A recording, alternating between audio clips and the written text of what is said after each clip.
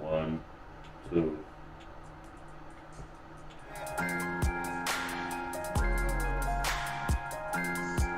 You son of a bitch.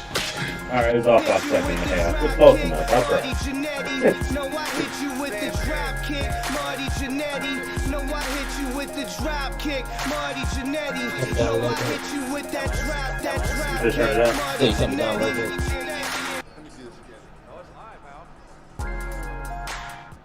Yo, yo. Yo, What up? Welcome into the latest edition of Hot Tag Wrestle Corner. Still trying to get the audio and video lined up, but we'll get it together. They're off by a second and a half. But don't point out the foibles. We're here back doing a double edition this week. As last week we got caught up with work and life outside of professional wrestling. grinding. Yeah, so now we're back to tell you these stories. We're on one half of Hot Tag Wrestle Corner. I'm Rob, I'm playing. and this is Hot Tag Wrestle Corner for the week of March 18th. It is the day after St. Patrick's Day. We are officially Everybody corned beef, cabbage out. two weeks out from I Mania. couldn't get a corned beef sandwich yesterday. You'll never get a corned beef sandwich on St. Patrick's Day. Not in Cleveland. I'll let you get up at 6 in the morning. Man, And even at that, they're Bro. supposed to be standing in line at like Good. 3. Seen a line outside of Slimers. It's always like that on St. Patrick's Day. They clean up on St. And Patrick's then Day. the one on Harbor Deli. That's the one. I feel like corned beef sandwich. And If Harbor Deli if is Slimans wasn't who they were, they could literally open up for one day a year. They wouldn't have to open up for the other 365. And they'll make as much money on St. Patrick's Day as they make the rest of the year. yeah, That's how much they clean up. yeah. I go to Harbor It's Deli. nuts. I go to Harbor Deli and they had a line like out the door. Yeah. They rarely like had lines out the door. They had people inside bringing you in. Like that. It's St. Patrick's Day. And on a Friday, I'm surprised it wasn't slowed down more about the rain, but it wasn't that bad. Rain was I'm that getting bad. me a corned beef sandwich today though, because I wanted one. So I'm gonna give me a corned beef sandwich. And at least I had a Guinness. So to you and yours and Irish out there, hope you got kids for not wearing green, and kids if you were Irish or whatever. The But, man Becky Lynch, I had to wear that just because of the fact. Shout out to all my Irish people. yeah, shout out to Her, Finn I wanted to say Balor, that. Sheamus, you know. Those in wrestling like that, Finley, David Finley, who is now the new leader of Bullet Club, as he said. Oh. Now that Jay White is gone. We'll see how that goes. Anyway, that is not one of our stories. Let's get into some of our stories. Don't really have a Tony Schiavone this week. Didn't have a really good funny one, but I promise we'll get back to some. It's special. The Tony moments are special, so we ain't gonna try to have a Tony moment. He only gets special Tony moments. We're gonna get back to Mount Rushmore here soon on the show. Which if you haven't been exposed to Mount Rushmore, We'll probably do that to Mania. that's our after Mania. We'll get back to that. That's what I was thinking too. But that's our top 4 in various topics amongst professional wrestling. Yes, you name it.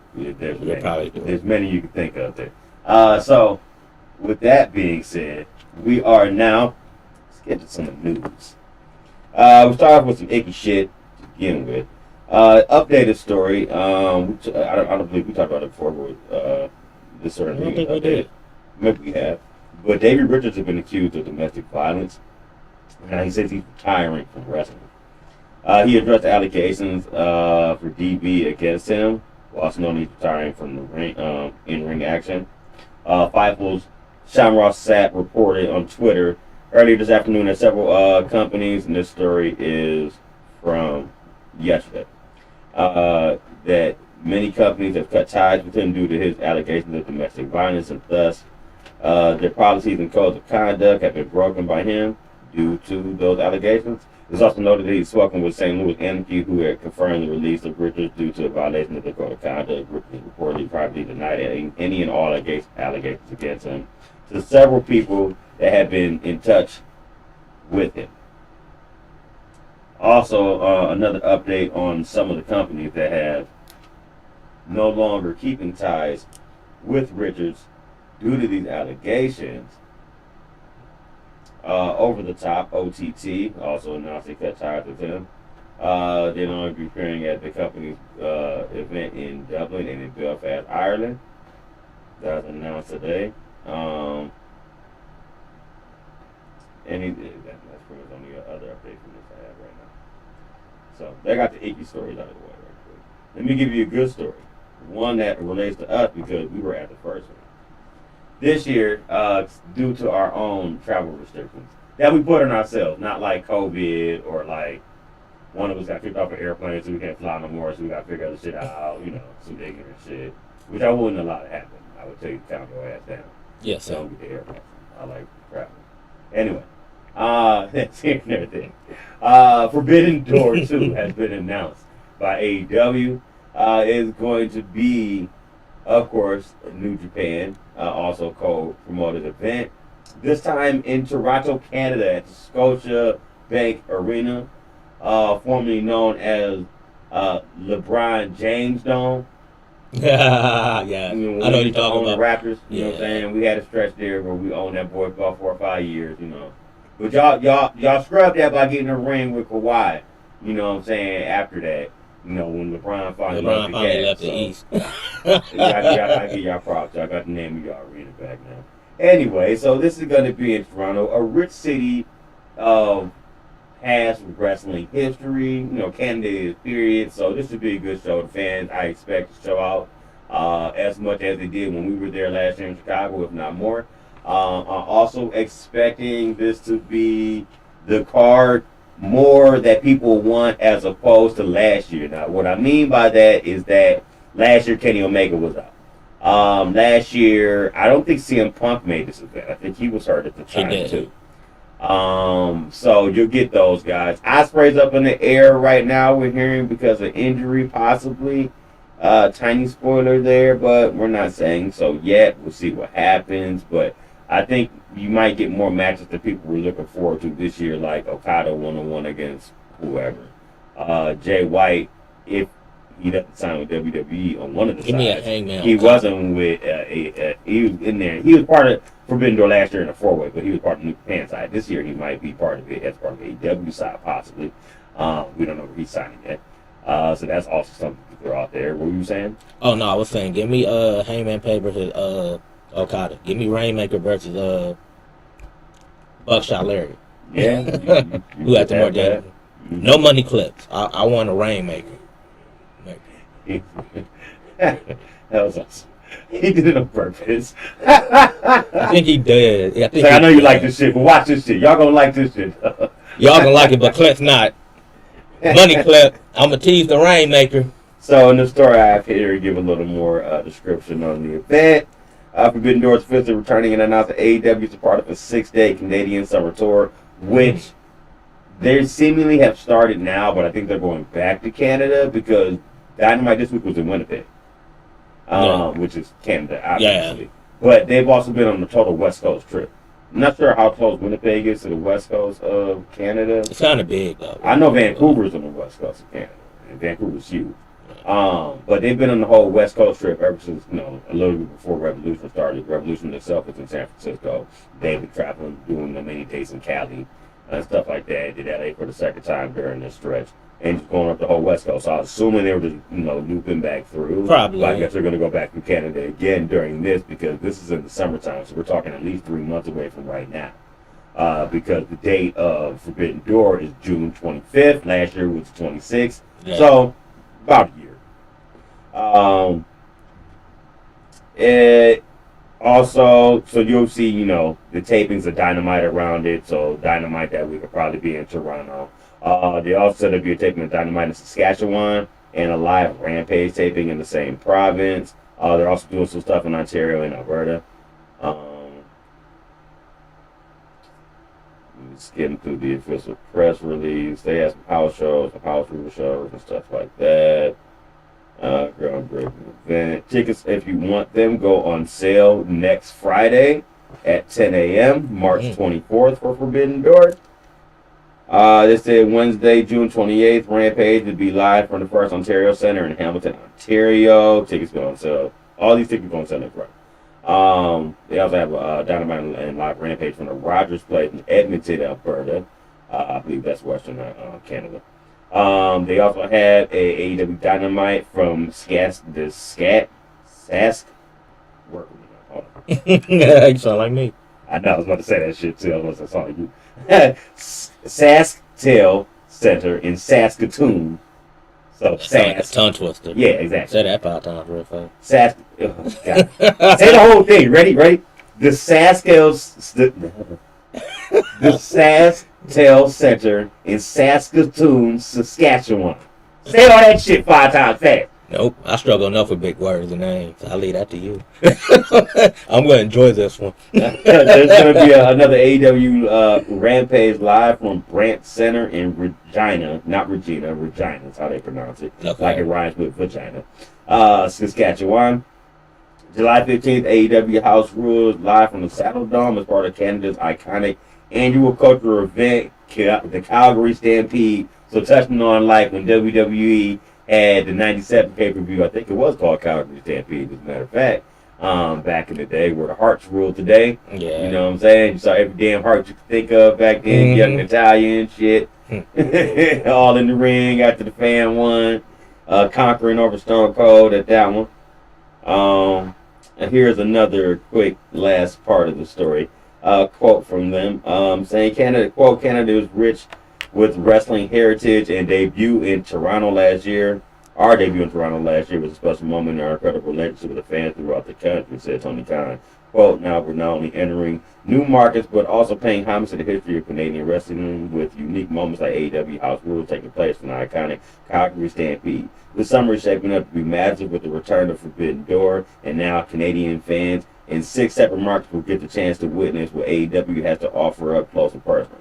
Real quick also to this, and this isn't official, this is my own thing. They said for the longest they are going to the UK, and they said they're going to do it this year.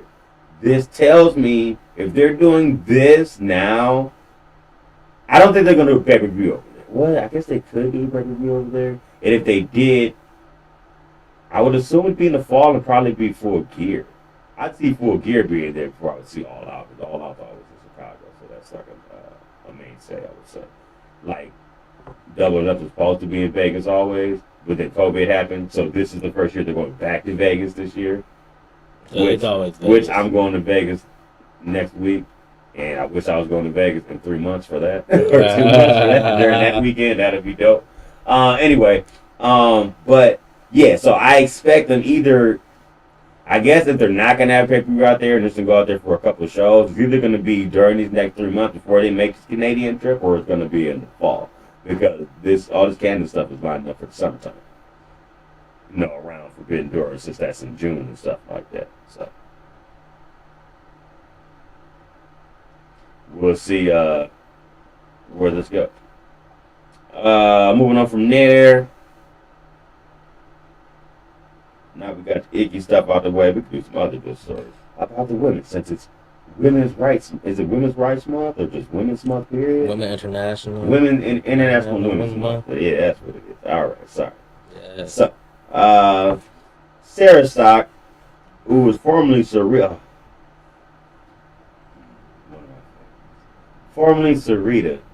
of Impact Wrestling. She was the team with Selena Vega back then, part of LAX. Yep. You know what I'm saying? She had joined AEW as a coach and a producer.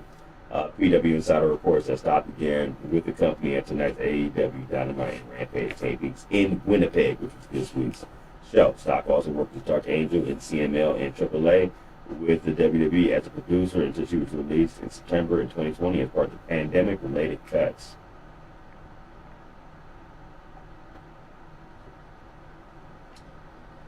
Another news story.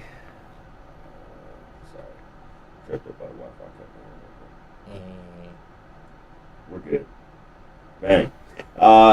Vince McMahon has reportedly tried to break up the New Day several times. Now, I know for y'all, that ain't no news, but this, I guess, is some insight on the situation. So, the New Day has been together going on for 10 years now, and new report says that Vince McMahon tried to split them up several times. Three-man stable of Kofi Kingston, Xavier Woods, and Big E have been a unit ever since their mid-2014, while Big E was on hiatus with his neck injury. They've stayed together throughout, even though they've been trying to split up on different brands. Fightful Select reports that Vince McMahon made multiple attempts to split up the group when he was in charge, despite the Bruce Wilson to avoid such a split. The report cites multiple sources within WWE and notes one specific pitch that came after Woods won the King of the Ring, with McMahon picking the idea of Woods turning on Kingston because it's what a king would do. Woods said that specifically fought not to have the turn. Vince McMahon was so adamant about splitting the team up in recent years in the draft, only to later decide to reunite them. He had pitched a split for the group after Kingston won a WWE Championship during Kofi Mania, but the trio opposed it. So those are 2 times we could think of right there. They said it. They said if they ever get split up, they said if they try to split them up, they said they walking, everybody leave and get split up. My last 2 stories before I get to my final later, because my final is the last one overall. Danhausen got hurt at Revolution. He said he tore his pec muscle. It was very nice, very evil. So the chef when he suffered a torn pectoral muscle during AEW Revolution, the AEW Star Team with Orange Cassidy as part of the 4-win match at AEW Tag Team Championship that also included the Guns, the Acclaim, and Jeff Jarrett and Jay Lethal. Hold on. Wow,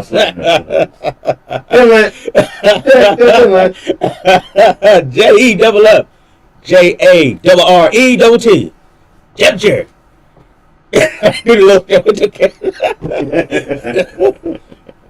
Anyway. So yeah, apparently he tore his pec during that match. He announced the end for wrestling in Danhausen's voice. I'm not going to do the imitation, so you're going to think we're in this one. Hello, Danhausen here. Tore pectoral muscle at AEW Revolution. When quote, when Armageddon's been locked and loaded, Danhausen will come back for you. It shows him in the like a sling. Yeah.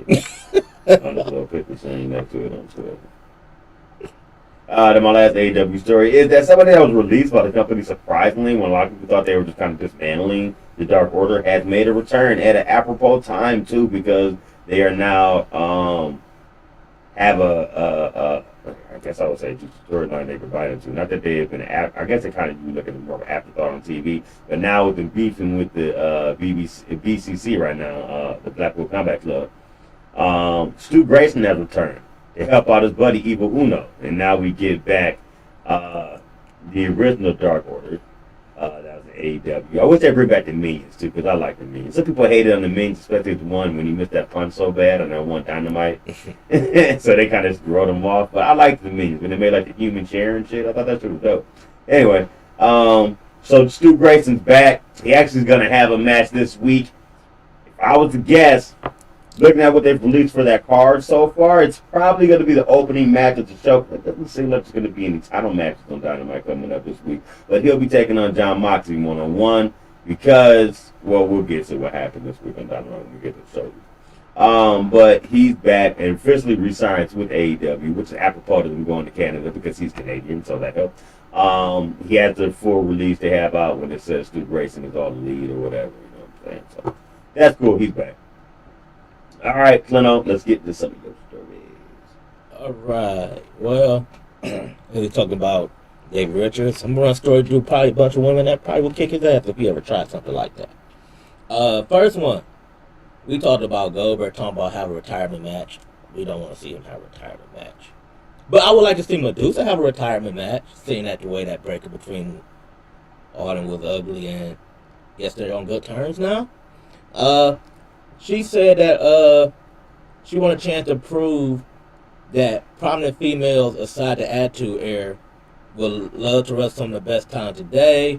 She said she loved to have a retirement match. She's not dissing nobody in any era, but there were other eras before the Attitude Era, unfortunately, which, yeah, she actually had to carry that era, so you really had a woman talent there.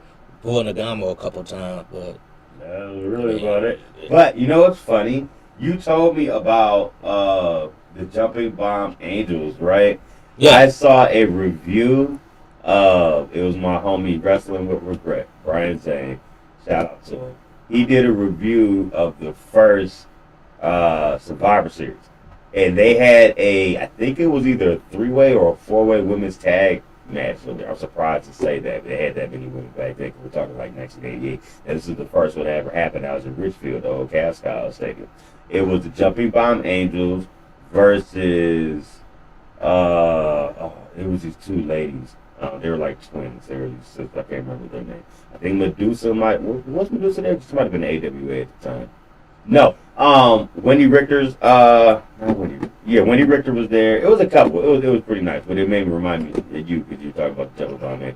I thought it was back in the day. But they was in it. Wendy Richter had a partner in it too. I don't think it was like Rocket Rob or anybody like that. I can't quite remember who it was. And they had these other two chicks. They were blinds and they were sisters. They're like twins. I can't remember them. But yeah, the last two in the match actually were those two twins versus Jump Bomb Angels, and the Jump Bomb Angels ended up winning it. But continue what you were saying. Yeah, she said there are women under legend contracts that don't even want that opportunity to do that, but she said that we see Trish and Lita all the time. She said they're great, but that's all we see. She said she's not sick of seeing them. She said, I'm not sick of seeing them, I'm just sick of seeing them. Seeing just them, basically. Like, because you do them all two that you always mainly bring up. And she said you have respect for the women, but she said, damn it, if it was them at 60, they would be pounding payment just as hard as she is. She said if she could have a match, she said she'll choose either Natty, Beth Phoenix, or Charlotte Flair. No, Rhea Ripley, but she said everybody wants to see a Charlotte Flair versus Medusa. And she said she think that'd be phenomenal. She said she was at Raw 30, and she basically gave Rhea Ripley her props, gave Rhea Ripley high praise for everything she's been doing. So, next, Mickie James said that women wrestling is excellent across the board, and she will be at WrestleMania 39. She is still your Impact Knockout champion, by the way. She said how amazing it is at the time of 2023 where you look at Lita as the tag team champion with Becky. Now Team Bestie's going at WrestleMania, two women who she shared a lot of history with. She said Impact, she's the champion, but the women is shining so bright. Then she says Saraya come back from a career-ending injury, and they say, oh no, she's never going to wrestle again. What a magical time in women professional wrestling. Just in wrestling across the board. Oh well, they retired and there's this, and it will all be a whole new. But it's never about it. It's never about the men as much as it was. She said she's going to be there at She said she's going to be at WrestleMania 39 as a spectator, but she's going to be there for WrestleCon. She said they're doing Dresselmania this year and they're auctioning off items. So she will be at WrestleMania 39. So. She will be at the WrestleCon, so those who want to see Mickie James, that's your opportunity there. Wish she would be at Mania 39. Next, WWE did their 25 most badass women moments in company history. Now, 25, I'll run through them real quick. Make a guess. You want to wait to make a guess at number one, or you want to make it now? At number one, who? Women's match or what? Women badass moments of matches, it's moments. Women badass moment of all time. What would be number one? Either the Becky broken nose punch moment or her match with Charlotte from Revolution. I will get into them. All right. 25 was Charlotte Flair's corkscrew moonsault at 32. That was good. 24 was Ripley's apron powerbomb at Royal Rumble in 2021. 23 was Maurice slapped Zack Ryder's dad on a Raw after WrestleMania 32. Okay. Yeah. Right. 22 was when Ronda Rousey beat up Adam Pearce. 21 was when Natalya powerbombed Lacey Evans off the stage on Raw. I remember that powerbomb. Yeah. That beef between them was bad. 20 was Bliss winning the championship at elimination. Winning the women's elimination chamber match to retain her title. 19 was Tori when she splashed Bubba Dudley through a table. 18 was Lita when her and Trish when they main event Raw. That should be higher. 17 was Carmella cashing in her Money in the Bank. 16 was Mickie James jumping off the elimination chamber pod. 15 was Charlotte Flair's helicopter entrance at 35. 14 was Katana Chance's save from the Royal Rumble. That was a nice save that she had at the Royal Rumble. She had her Kofi moment because Kofi couldn't last two Kofi moments, fortunately. And Kofi's fault. 13. You'll like this one. Asuka suplexed Nikki Cross through the table during their NXT Last Woman Standing match. 12 was Bayley destroying her. Yeah, that wasn't what you fought to stand up. Yeah. That's one of my favorite Oscars. That was during my favorite Oscar run. Number 12 was Bayley destroying her Bayley buddies. That was a good one. I remember. Number 11 is I'm about to call about her old name. Io Sky when she that's the moment when she dove off the cage in the War Games with the garbage can over her face. Number 10 was the Becky Lynch splash through Charlotte Flair through the table at Evolution. 9 was Rhea Ripley body slamming Luke Gallows. Oh. Number 8 was Alexa Bliss shooting the fireball at Randy Orton. 7 was Leah Morgan when she sent on Rhea Ripley through a table. 6 was Bianca Belair carrying Otis during the physical challenge. And here go your top 5. 5 is when Beth Phoenix deadlifted both Mickie James and Melina. 4 was when Ronda Rousey put Triple H through a table. Number 3 was Trish Stratus' retirement match. Number 2 was the parking lot brawl between Becky Lynch, Ronda Rousey, and Charlotte Flair. Oh, God, I remember that brawl. Which was dumb booking because you're going to put them in the same cop car and went like, okay. Oh, that's the one when she kicked out the window? Yeah, she kicked out the window. I remember that. And the number 1 badass woman moment. Chyna winning the Intercontinental Championship. I was way off. And I don't think either one of mine were even on the list. Which you said?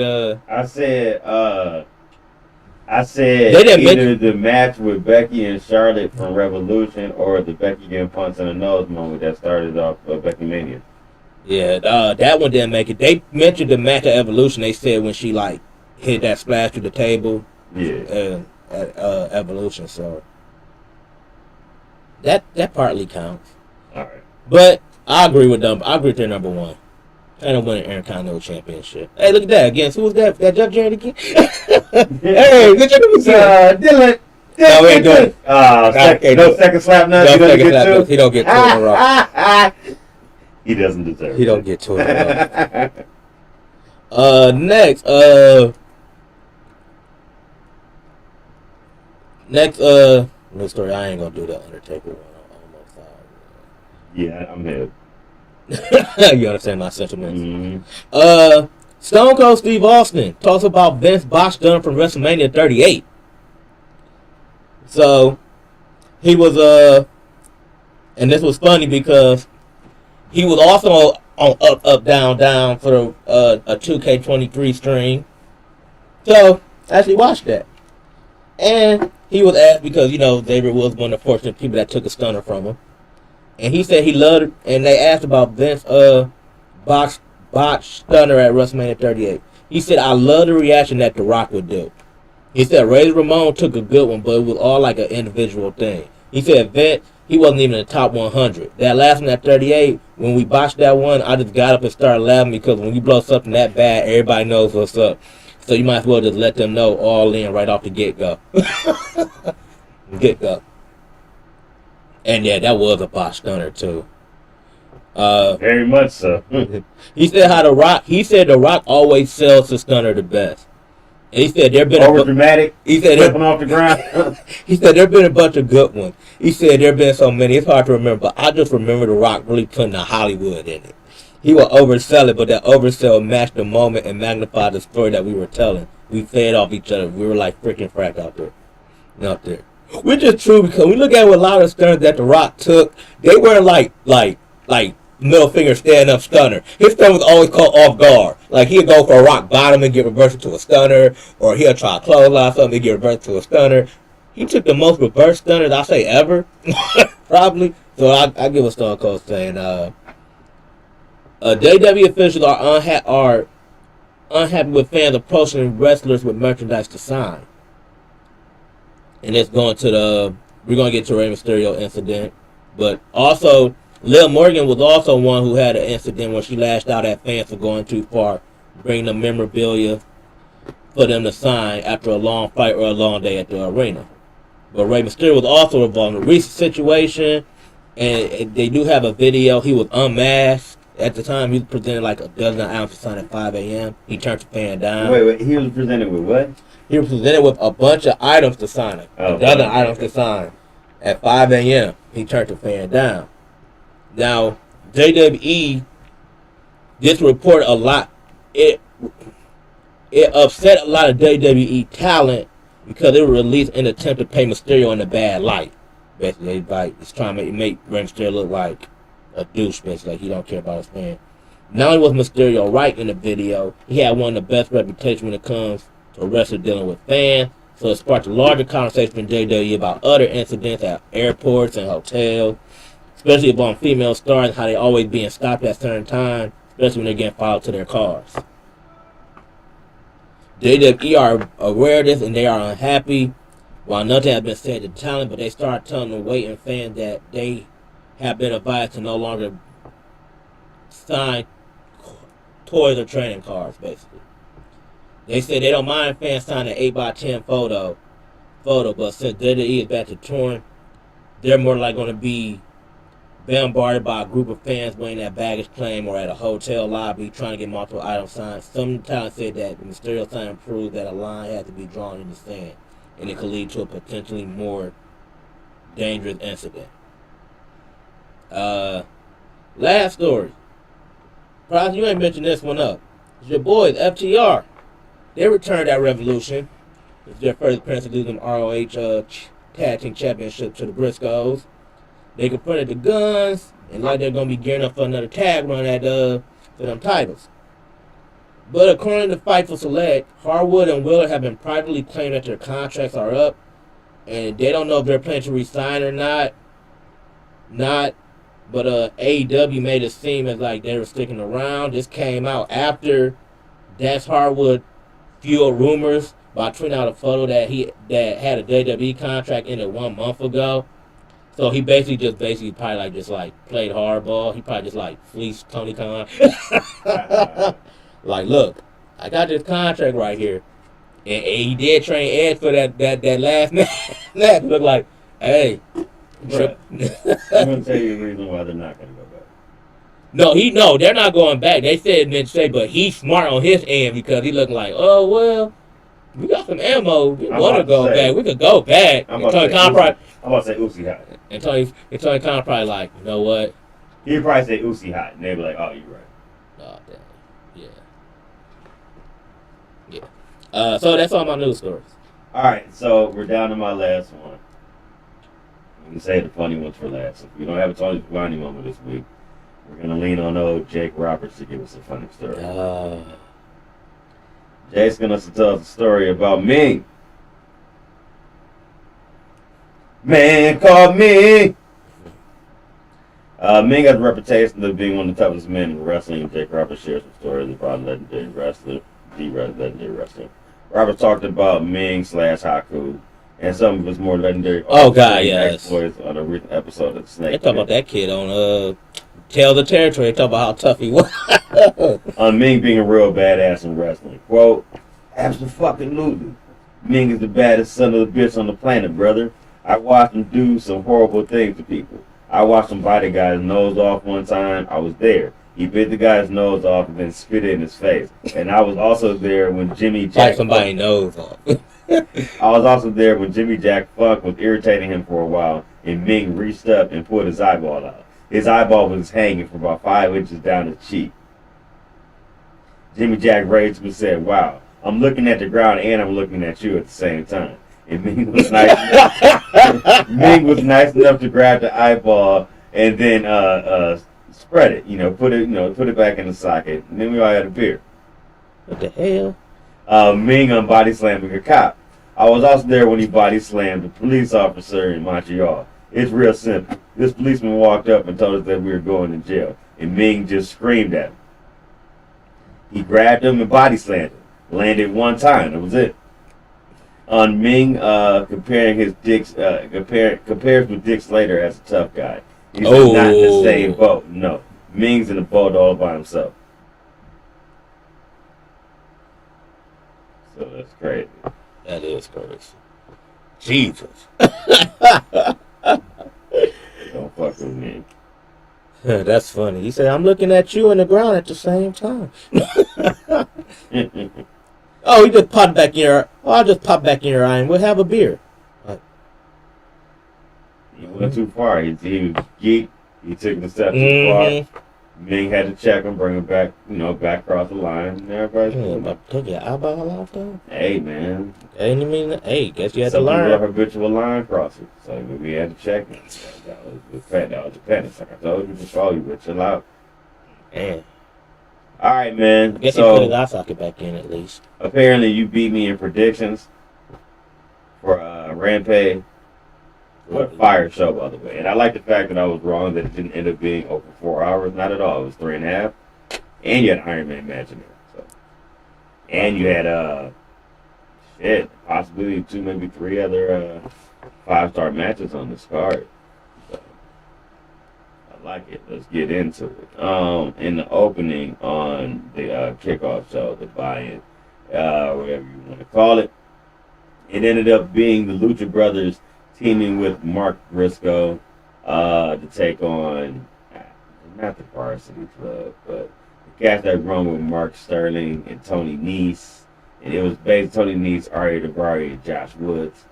So you had the Lucha Brothers and Mark Briscoe picking up the dub there, saying they got their boys back and would ride with them as, his partners in that. That gets us into the main card.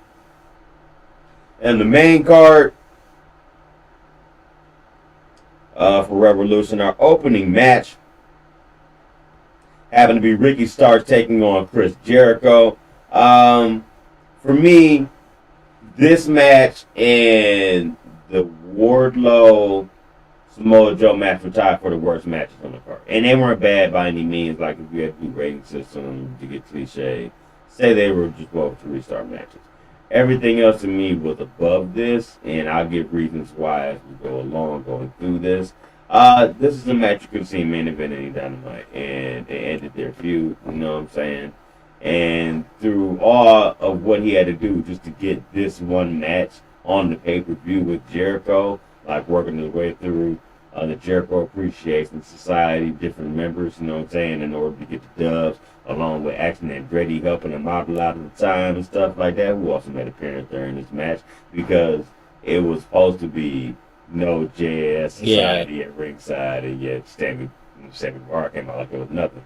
Got wrecked by Action Andretti, who rolled him to the back, so it ended up still being one-on-one. Ricky Starks pulled out the victory in the feud and in this match. Moving on from here. Next match, one of the possible matches of the evening. Had some weird moments in it. Let's get into it. So the next match was Christian Cage versus Jungle Boy. Every time we talk about Christian, we got to bring it up. Yo, if you look into my eyes, see the truth revealed. You hate to say Stars never heal. I hate that bullshit. Anyway, but it's catchy though. You hate it, but you always. I hate it, but I always sing it. I can't help it. Anyway, so Christian comes out, shots as fuck. He has on a fucking turtleneck. He'll be with his turtleneck, man. Essentially for like a match that's all over the arena. And when it's like no holds barred, most motherfuckers usually wear jeans. That's what usually. He's wearing a turtleneck. It's a he wore a fucking turtleneck, so he meant to come out looking chops. Jungle Boy or now Jungle Man. In that analogy, it's a storyline that was kind of residual throughout the match. Jungle Mom and Jungle Sister were at ringside also. Jungle Pops in heaven. Shout out to Luke Perry. Rest in peace. So they were ringside to add added effect of the family being there during the beatdown, different portions of the match. Of course, you had Christian calling them a piece of shit right in front of their face, and they were giving them the finger back. They were sitting ringside right by where the ring bell girl and stuff like that. So the analogy, as I was saying, the story that's basically being told you, this is him graduating from being no longer called Jungle Boy, which is now Jungle Jack Perry instead of Jungle Boy Jack Perry. Like he's graduated from being a man after all of this. So they battled throughout the arena. Okay, he cool with his name. Don't call him Jungle Man. Not like that. You don't like the man part? No. Anyway, He can keep jumping Jack Perry. He can keep it Let me that. ask you a question. Let me ask you a question. What's worse? The Jungle Man portion of his name or Finn Balor coming out with the purple red? Oh, God. Man, he kills me with that. He tried so hard with that purple do-rag, too. Like, bro, you ain't in no game, man. That's why I asked. You ain't in no game, bro. I knew I was going to make you the sentence. But I would rather see the Finn Balor just because of the fact that it matched the colors. Like, it's black and purple. It just kills me, though, he be thing. He could keep it in his pocket, but don't wear the thing, bro, like you did on a couple Raws. Like, don't wear it, though. Like, it don't look right. You want them cats that don't look right wearing a do-rag. Like. So, as we got down to the nitty-gritty of this match, they basically battled to the top of the stage. At one point in time, Jungle Boy got him thrown off of the stage and did a flip dive on him off of the stage. That was a nice part. Christian fought back, ended up hitting the Unprettier into the dirt next to where the coffin was for the buried alive portion, which they never called it buried alive. I think they called it a funeral match at one point. And many of the other races, but we knew what it was, casket match, whatever you want to call it. So hit him with an Unprettier, was about to hit him with the concerto. Jungle Jack Perry gets out of it, though, by grabbing some of the dirt, throwing it in his face. They battle with each other over a shovel. He ends up choking him out with the shovel. Nice. I thought he was going to give him the deal. And like an homage to like Edge, kind of, you know what I'm saying? But he didn't. He ended up just choking him out with it. Hit a concerto that looked real as shit, the way he hit that bitch with force. Then here comes the funniest portion of the match. Gets him in the casket, waits a second, like he looks up to his dad, like it's finally over. Closes the heart, and the instant he closes it, this bitch drops down and lets his dust fly up, like he really died and shit. It was crazy. But I guess that's the way they say we've definitively ended this fucking feud now, and this man can move on, and he is now officially a man and no longer a boy. So this is a pretty good match here. Also, it had its you could feel the emotional weight of the match. I'll say that I enjoyed that part. He should just have people from now on, Barely Hills 90210 there. Just have Jason Priestley in theory of it. Just for shits and giggles. Had a cast from Riverdale there. Put Ashley Tisdale with them. Just have a bunch of people that did shows with Luke Perry. Just have them all there with the family. Family. They all just beat his ass. Next match was my personal. It was hard to say because I actually had 3 favorite matches of the night on this card. This whole card, like I said, was fire. AEW knocked it out the park again with another great pay-per-view. But one of my favorites. It's edging for one, but my boy's in it, so it has my special interest. But we had the trios title match of the Elite, Kenny Omega, the Young Bucks, taking on the House of Black, which is Malachi Black, Buddy Murphy, and the Big Beast, also known as Brooke King. This match is fucking awesome.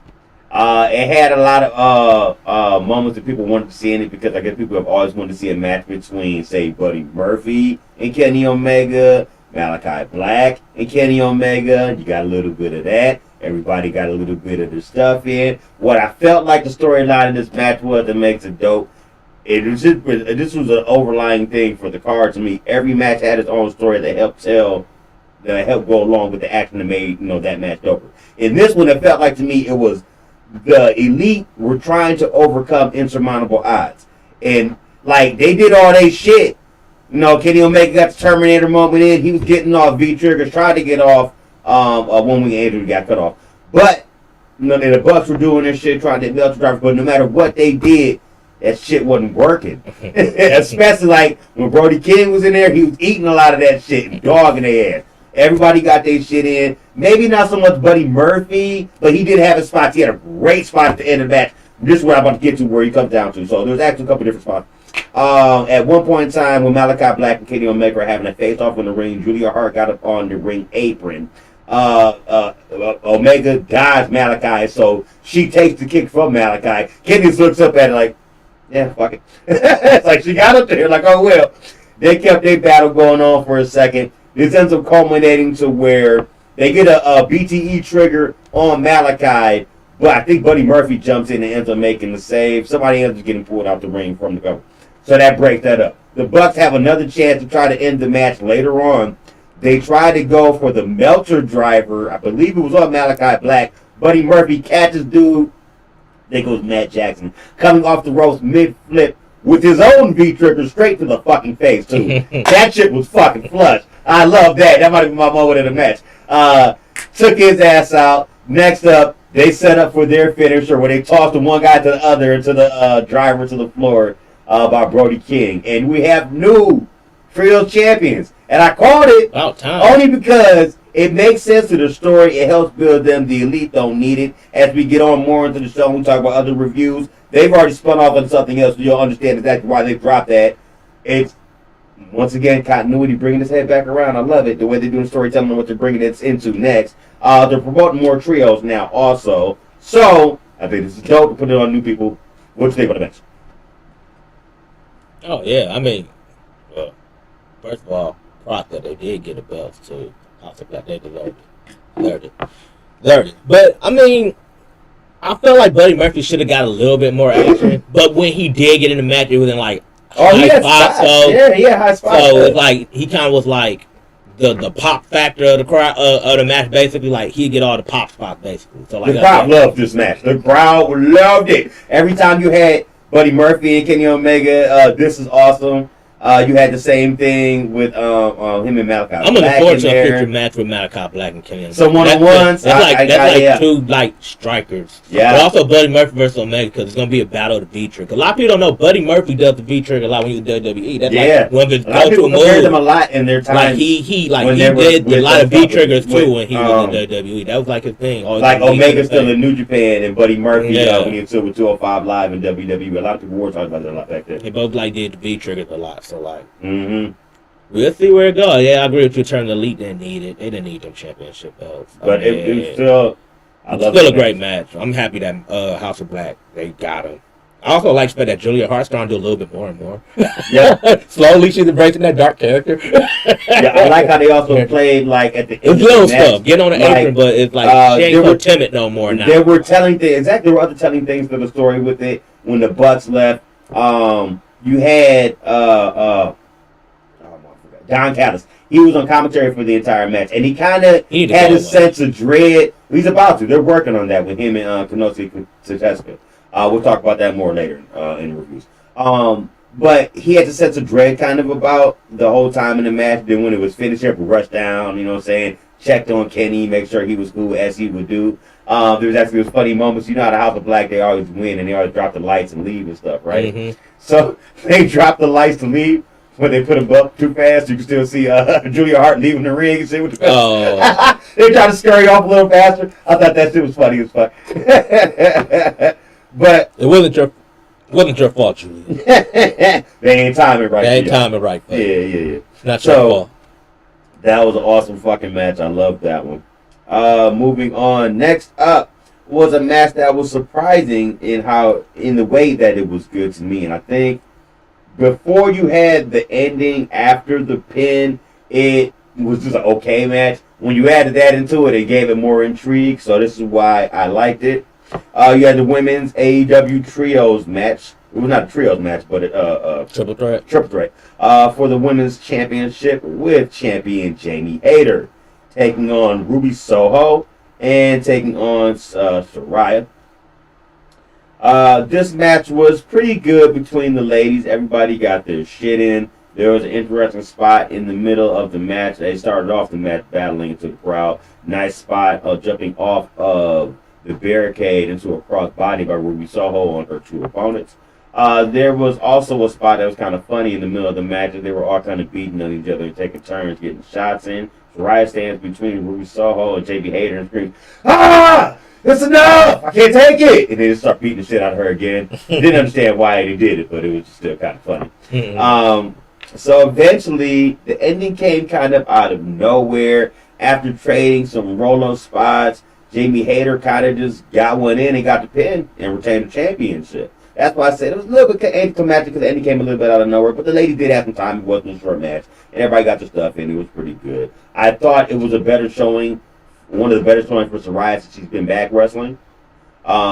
Seemed like she. They're still taking it easy. Yeah, but I'm saying I felt like she felt more sure of herself out there and things of that nature. Working with those two opponents. But then after the match, so you had Toni Storm come down. Well, actually, I think she was out there the whole time anyway. Then you also had Britt Baker outside on ringside, right? So Toni Storm and Saraya try to get in and start jumping on Jamie Hayter, which also causes, of course, Britt Baker to jump in and defend her girl. So Ruby Soho was in the middle, as she had been. It was like, you know what? She throws out Saraya and Toni Storm. Like, you bitches get out of here. You can literally hear her say this shit. Tosses her out, helps Jamie Hayter up. Then hits her with turns on her. Hits her with I think it's called the No Surrender. Probably. I don't know the name. I forgot the name of it off the top of my head. No ending, no surrender, one or the other. But takes her out with that kick to the head move, you know what I'm saying? They beat down Britt, jump them, spray paint her right on her little Gucci belt, you know what I'm saying? So now she has decided to join sides, and they are known as the Outcasts. They explain themselves later on. We'll talk about that a little later in reviews and such. But thought it was a good match. Thought the turn helped make it even better, you know what I'm saying? Splitting up more of the originals from they call themselves the Outcasts now, but I guess the signings. The signings, I guess I'll call them, you know what I'm saying? Signings versus the homegrown. Yeah, exactly. There you go. So we'll see where that one goes. Thought that was pretty good. Moving on. Next match up. Man. Well, if you don't like blood, this is not the match for you. This match involves a man who was described as having the capacity to bleed so easily that a hard stroke of wind could probably bust him open. That man goes by the name of John Moxley. He took on Hangman Page in this match, and it's another 5-star match on the start. Yeah, this match was fucking awesome.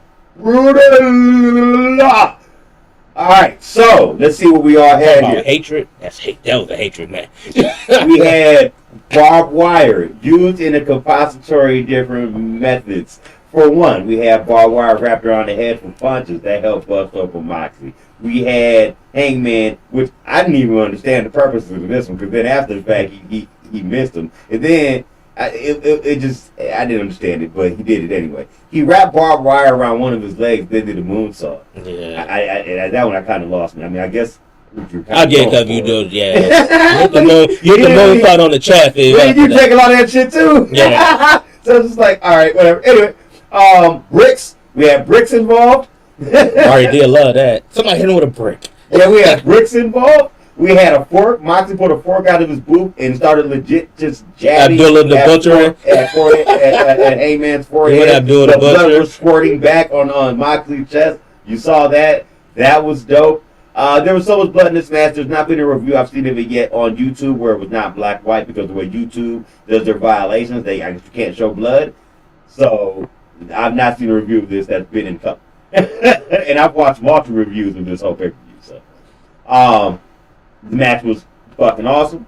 Notice I loved about this match is that they barely battled into the crowd. I thought there would be more like battling at ringside and stuff like that, like as far as like up by like where the announcers are and up the ramp. This match was mostly in the ring. We had a chain, which led to Moxley's demise, which I didn't even understand. It's like, you fucked yourself. You're not putting a chain around your fucking neck, bro. You didn't need to do that shit. That's actually how the ending ended up coming. We had the part where Hangman got through into a barbed wire wrapped chair, and his hair got stuck on it. He got face mask on that more, so that was interesting. He missed a power bomb on Moxley between two chairs that were back to back, like that match between Adam Cole and Aleister Black. Oh, I would say Colorado too, and they did that. Yeah, same spot. You know what I'm talking about. Same spot. They used it in multiple matches. I said he barely missed it. He barely missed the chairs. He hit one of the seats of the chairs. Luckily, this match ends up ending when basically by the man's damn name. After I think he tried to get not a buckshot but a dead eye on the bricks on Moxley's head. He had to change, threw Moxley over the top rope and choked him out, and it was quick. It wasn't a delay. Moxley like you really be choked out. Like fuck this, get me out of this, and he tapped. Surprisingly, And it was an excellent match, and Hangman wins. Hangman wins the feud, or so we thought. We have more of that later. Great match. I got that one. That's the one one of the ones I got right. Yeah, Texas Death was that for sure. That was awesome. It's Texas Death. He's a cowboy. I mean, different entrance too. What the normal Hangman Page entrance? Yeah, he had a different music for it. Yeah. I think that was just more like the serious. What's the name though? This next match, it's not that the match is not naturally bad between the opponents. I actually liked the ending of the match because it was unexpected to me. But at the same time, it was the placement, I guess, because how could you follow that? After that, Carter effect. You couldn't. How could you follow that? Vince Carter effect. You know what I'm saying? So, Wardlow versus... I think they did that because of the last... I don't want to say it was the last one, I think, but it probably was the last pay-per-view. They caught a lot of flack because the crowd got dead because y'all had so many matches back to back to back to back. That was good. It killed the crowd. Your main event got killed by the crowd because you fatigued them so much with the last two matches back to back. They just ain't had no more energy. I feel it. So this was the TNT title match. Fans were kind of dead for it, but it wasn't necessarily a bad match. They did a job. Between Wardlow and Samoa Joe. They both got the things in. Wardlow didn't get in the Powerbomb Symphony, but surprisingly won this match on using Joe's own move and choking him out to win back the TNT Championship. So, the god, there was a deity, as he called himself, of television, only has one title again, Samoa Joe. And we'll hear more about what happened to Wardlow later in this week. But not that it was a bad match, I guess it was a placement. Crowd really wasn't there for it. Surprisingly, they were here for this next match, which was a little more comedy than action, but still surprisingly ended up being a pretty good match. And I think I called this one just being, this is based upon, in the history of these multi-man matches, it seems to be that a champion somehow pull it out more often than not. We both called champs in this. Yeah, I figured the Guns would retain, but it is AEW World Tag Team Championship match. The Acclaim versus Orange Cassidy and Danhausen versus Jeff Jarrett and Jay Lethal. Slapnuts versus the Guns. Pretty good match. Everybody got in, some good funny spots at the beginning. A lot of people were trying to mock Jeff Jarrett's taunt, you know what I'm saying? Orange Cassidy did that at one point. Satnam Singh came in for a save. He ended up getting taken out at one point. You had, at one point in time in the match, Satnam Singh got in after Sanjay Dutt also came in and got took out at some point. But Satnam Singh came in and tried to make the save, and he ended up catching the Famouser to his back and not his head. His ass was so damn big. Billy basically sat in his back for that one. So it was funny. Had some fighting to the outside, but eventually, after Danhausen got caught up on the inside by the by the Guns, they hit the 310 to Yuma, finished them off to retain their championships. So we'll see where this goes. Post-match was also the best part of this match because they were about to be interviewed and talked about there's nobody left. As FTR's music hits, they are back. After traveling abroad and being off for a little while, after being multiple champions of multiple companies, they've lost those multiple titles, but they come back around and get the ones that they didn't get during that stretch for the AEW titles. So you'll probably see that match. You'll see that match Double or Nothing. They're not going to put that on a Dynamite or a Battle of the Belts. You'll see that at Double or Nothing. They'll stretch it out. I already see that now because the next opponents have already been announced and they ain't them. So they're stretching that one out. Pretty good tag match. And that gets us to our main event. AEW World Title match. Bryan Danielson taking on Maxwell Jacob Friedman. MJF came out for this one. He had an interesting entrance when he came out. He had like a symphony, a little bit of orchestra. He came out, of course, burgeried up as he always does with the Triple B, wore the mask, the devil mask he had wore when he had, won the right to get to the match that got him the title against, Punk and everything like that. Excuse me, not against Punk, but you know when he came out at the end of All Moxley. Didn't Moxley? he did. But I'm saying when he came out at the end of All Out. Oh, Casino Battle Royal? Casino Battle Royal. He came out with the devil. No, not Casino Battle Royal. The ladder match. No, I'm saying remember after Punk and won the All Out. Remember, he made his reveal that he was back. Oh yeah, with the the mask and stuff. Oh, yeah, he wore that. Coming out to the ring, Danielson came out as normal. This is a really good match. Danielson ended up getting the first fall in the match. I love how MJF sold in this match where he had spots where he just kept going to the outside and drinking water, just trying to pace himself because he got like he was getting gassed and couldn't go anymore. He threw the water on the fan at the one time. He threw that was controversial for him because apparently there wasn't water, it might have been vodka. So to me, I don't put that on him, I put that on the mama. Like, why the fuck are you drinking that with your kid at a show and then that happens? Not that you knew that was going to happen, but at the same time, that's partly on you. That was your drink, not the kid's drink. Anyway, MJF, he's just assholes. That's what he was supposed to do anyway. And when he plays, he's an asshole.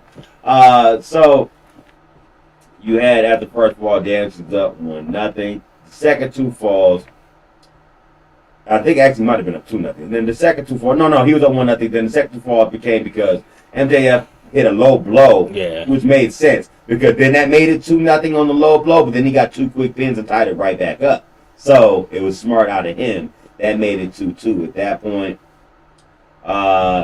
There he started trading submissions at the end of the match. Both got busted open at one point. It was a great match. In the end, it came down to the fact I think they were both tied 3-3. Danielson had MJF in the submission. MJF taps as Zero already came. So Zero came, then he tapped. So then they have to come out and they're saying, they thought it would be over. I like how they played it out because they had Tony Schiavone be the one that had to go down to the ring. Like Tony Khan called him personally in his ear. So Tony, he played it great. Oh, yeah, I got you, son. All right. And he just gets up and Khan strolls down to the ring, and here comes Tony, you know what I'm saying? He goes, Tony Khan, we're going to restart this. Now, at this point, they had, like, paramedics come out to the ring, and, the doctors in AEW, so they're giving both of the men some oxygen. They get MGS some oxygen as he had rolled out of the ring after the submission, after tapping, after the clock had already turned 0. So, he kind of had his own plan set there. They start the overtime as the ref's back was turned because first he tried to go for the ring, but the ref caught him. But of course, that was on purpose for a distraction. So as he threw the ring for the ref to go get that and toss it out the ring, he doesn't see Danielson, turns around, clocks Danielson with the oxygen tank that he was just using in a little bit of the intermission that they had in between on the match. Goes back in, puts Danielson in his own move, actually, and gets a submission victory. The tap submission victory, surprisingly. I thought he would have passed out the pan before he actually submitted to the man. But MJF, that asshole proved his fucking point, and he retained his championship. I knew he was. Great man. I knew he was too. I just didn't expect the way it went down. I thought the match was awesome. I thought it was an awesome. I said he's gonna weasel his way. I said he's gonna weasel his way. I didn't expect him to weasel with an oxygen tank. That's new. I mean, it's the same thing people always have with the recency bias, where they're always saying, "Oh, this is the greatest ever, this is greatest Iron Man match." I thought it was a great Iron Man match. I ain't gonna say it was the greatest ever. I've seen every Iron Man match. I've seen a lot. Shouldn't put too much stuff on the greatest. Every time we see something good, everybody trying to label it like the best. Exactly, like just let it be what it is. It's a great match. Let's stack up over history of time. We'll see if it's the best. On top of a great pay-per-view, great way to end it. I enjoyed it. I thought it was dope, and opened up some new avenues for storylines and storytelling for the company moving forward. So, all right, let's get into the rest of the week. After that, we had Monday Night Raw from March 6th. Excuse me. Monday Night Raw on March 6th. My bad, folks. Let's do a different transition. We're getting a Raw from the 6th. They're all excited. John Cena's back. You got some Logan Paul on the show. Seth Rollins. Bloodline arrived earlier, reiterating Roman's orders to deal with Sami Zayn. And they're going to deal with Kevin Owens also. First match of the night, Kevin Owens versus Solo Sikoa. This is a pretty good match. Eventually ended up coming down to some interference, though. Jimmy Uso comes in for the save as Solo slams Kevin Owens from the top. Too early for the running Umaga attack, though, by Solo. Eventually, though, we had a cannonball that missed by Owens, or allowing Owens to hit a cannonball near the Swanton to connect on Solo. But Jimmy comes for the DQ about 11 minutes of this match. They'll get more of this match next week. We'll get to that when we get there. Next up on the show, Bobby Lashley talking about how he wants Bray Wyatt to face him like a man after the incident that happened for Howdy last week. Outside of this, honestly, I've heard Bray Wyatt's hurt. I know this is going to be hurt to the extent where he's going to miss Mania. Yeah, he's hurt right now. Yeah. Something's going on that may challenge that match happening. Yeah. Let's say that. Carmella trying to get Adam Pearce's attention, sick of him ignoring her. Has the Karen of WWE come in, Chelsea Green. Apparently they've clicked and they cool now. So she has a match she was after for with Bianca Belair, and it's coming up. Chelsea Green said, you know what, I like you, I'm going to accompany you to the ring. So now they cool. That's actually the next match.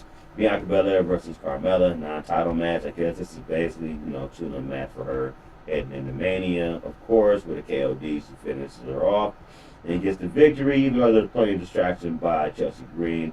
After the match, they tried to jump Bianca for the beatdown. Asuka comes in and makes the save. She does the miss.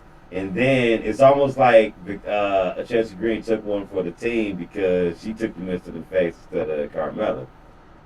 So we'll see what happens there. Just teasing more of Asuka.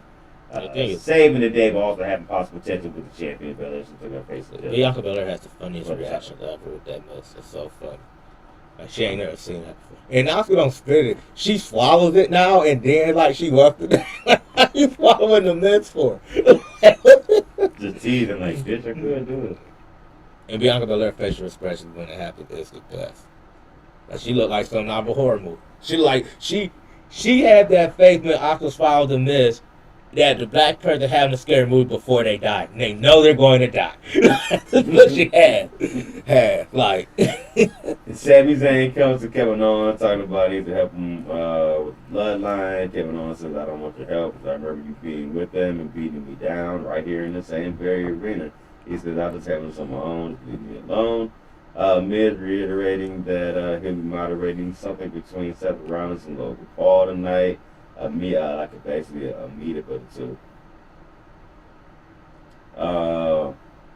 Basically, somehow Rollins gets the Miz to call Jake Paul, and he basically, calls him the scum of the earth and this and that, and trolls him, trying to get him to get the WrestleMania match. So they basically move on from there. Miz brings up the fact that he's the host of WrestleMania, so he can pull some strings and try to get this match to happen or whatever. So basically, this is Miz TV Light is basically what this is. Yeah. I would say for the most part. Cachet. Anyway, bring up the fact that he's a host of Mania, stuff like that. I believe this is the segment where they started fighting. Miz tried to get in the way. Eventually, Paul steals on Seth Rollins, and he sells the hell out of it. Those slap to the face. He said it like he got stolen on by Joe Frazier. And just lays on the mat. So eventually, you're going to get that match eventually. Some recap. Brock Lesnar almost facing off. Blah, blah, blah. Dolph Ziggler versus Almost. This match took 52 seconds, so I'm going to take even less to talk about it. Almost wins. Maximum Male Models amazed. Boys right there. It's funny though because they have this thing where they're amazed with Otis. And then the funnier part about this shit is that Baron Corbin tries to be like, why y'all amazed with me? Like this fat motherfucker. And it's That's like, cool. whatever, you know what I'm saying? Then what's he have that I don't have? And man, sources. Dang. You got took out by him. Oh. And they told him, like, maybe if you beat Chad Gable, we'll consider you as a client. Paul Heyman told Jimmy Uso to deal with Sami Zayn. And you better make sure Dave was on SmackDown. Next up, your boy, the White Pac. Finn Balor taking on Johnny Gargano. That's what makes me The White Pac. The White Tupac. No, the Irish Tupac. The rest of Judgment Day and Dexter Loomis are also here for this match. Eventually, you had one final beat to finish off Balor, so the good guys win. Dexter Loomis watching his back. Post-match, Loomis and Edge take out the rest of Judgment Day. We get a recap of Cody Rhodes face-to-face with Roman Reigns on SmackDown from the week before. They announced that the king and queen of the ring are back and going to be in Saudi Arabia on May 27th. Guess what happens on May 27th? Or actually May 28th. Double or nothing. So there goes WWE strategically planning where they put these PELs now, premium live or PLE. Ain't nobody watching that Saudi Arabia shit though. So I'm just saying. There they go again. Ed said he'll be in the ring alone next week if Finn Balor has a guts to come out and finish this. You know he's not going to be alone. Next up, we had Nikki Cross versus Piper Niven. Once again, another match that took 52 seconds. Yeah. I thought the ladies get time on WWE, Becky. Why? They'll get multiple seconds. I mean, if it's long. Anyway, 52 seconds, Loch Ness Slam for a victory by Piper Niven. Rick Boggs, for some reason, is trying to be tutored by Elias. Has a match coming up with Bronson Reed next week. Because they both play guitars. John Cena's here. John Cena has a segment. Oh, yeah, it was John Cena. Has a segment, Austin Theory. Austin Theory calls him out. John Cena says no at first, like you don't deserve it. Then eventually, through their conversation, he changes his mind because now the fans are involved. The fans want me to do it, so I have no choice but to come out and embarrass you. He did embarrass us. He did. And then he says, if you don't have it here, talking about in the brain, you don't have it here, and he points to the chest where the title was, talking about his heart, and you don't have it here. And he gave him a tapper on the nuts. And then right before he left the ring at the end, he says, by the way, you need to work on that last one. So, moving on from there, we have, this wasn't the main event, but this is damn near the semi-main at this one. Yes, it is the semi-main. We have Baron Corbin versus Chad Gable. This match went 2 minutes. I was going to say 3. Yeah, he he lost the ankle lock in 2 minutes. Can you just get bum-ass Corbin back? He's going back down his road. I'd hope so. New WrestleMania trailers, The Miz and Maurice like they're in Top Gun. Becky Lynch, they get a recap. Becky Lynch won the tag team titles from the week before with Lita. Recaps on this Raw. Yeah, they came back out talking about celebrating tag team championships. They're interrupted by Damage Control, which ends up. We'll get to what they answered to a little bit. So, they're talking about. Yeah, I think it was maybe the week before it was. Trisha came out. So eventually they challenged to a 6-woman tag. That's the week before, yeah, the last Right, Raw. so now they came back out to answer that at challenge to a 6-woman tag. Lita, Trish, Becky Lynch versus Damage Control. Then we have our main event, Sami Zayn versus Jimmy Uso. Sosa Cola was here also. Let's just skip to the bare minimum of this match. So eventually, Everything on the bloodline now. We all know them. And Jay comes back. Jay comes back. Silent partners with his brother, you know what I'm saying? When they get the distraction of him coming back and he's seen through the crowd, Sami Zayn grabs a roll up for the victory here out of nowhere. So you would figure Roman Reigns gonna be pissed off. But wait. So post-match, Sami Zayn goes on the floor, goes to confront Jay. All of a sudden they stare at each other, grabs him on the shoulder. He hugs him and is shocked. Everybody's shocked. Oh my God, he's rolling with his brother and shit. All of a sudden, bam! Super kick out of nowhere. Jimmy snaps. Star Wars will go with family. family first, you know what I'm saying? Blah, blah, blah, blah, blah. So he's obviously back and he's back for the bloodline. That was the end of Monday Night Raw for March 6th. Well, as we go into NXT, which was also a pay-per-view. Roadblock. This is setting up before Stand and Deliver.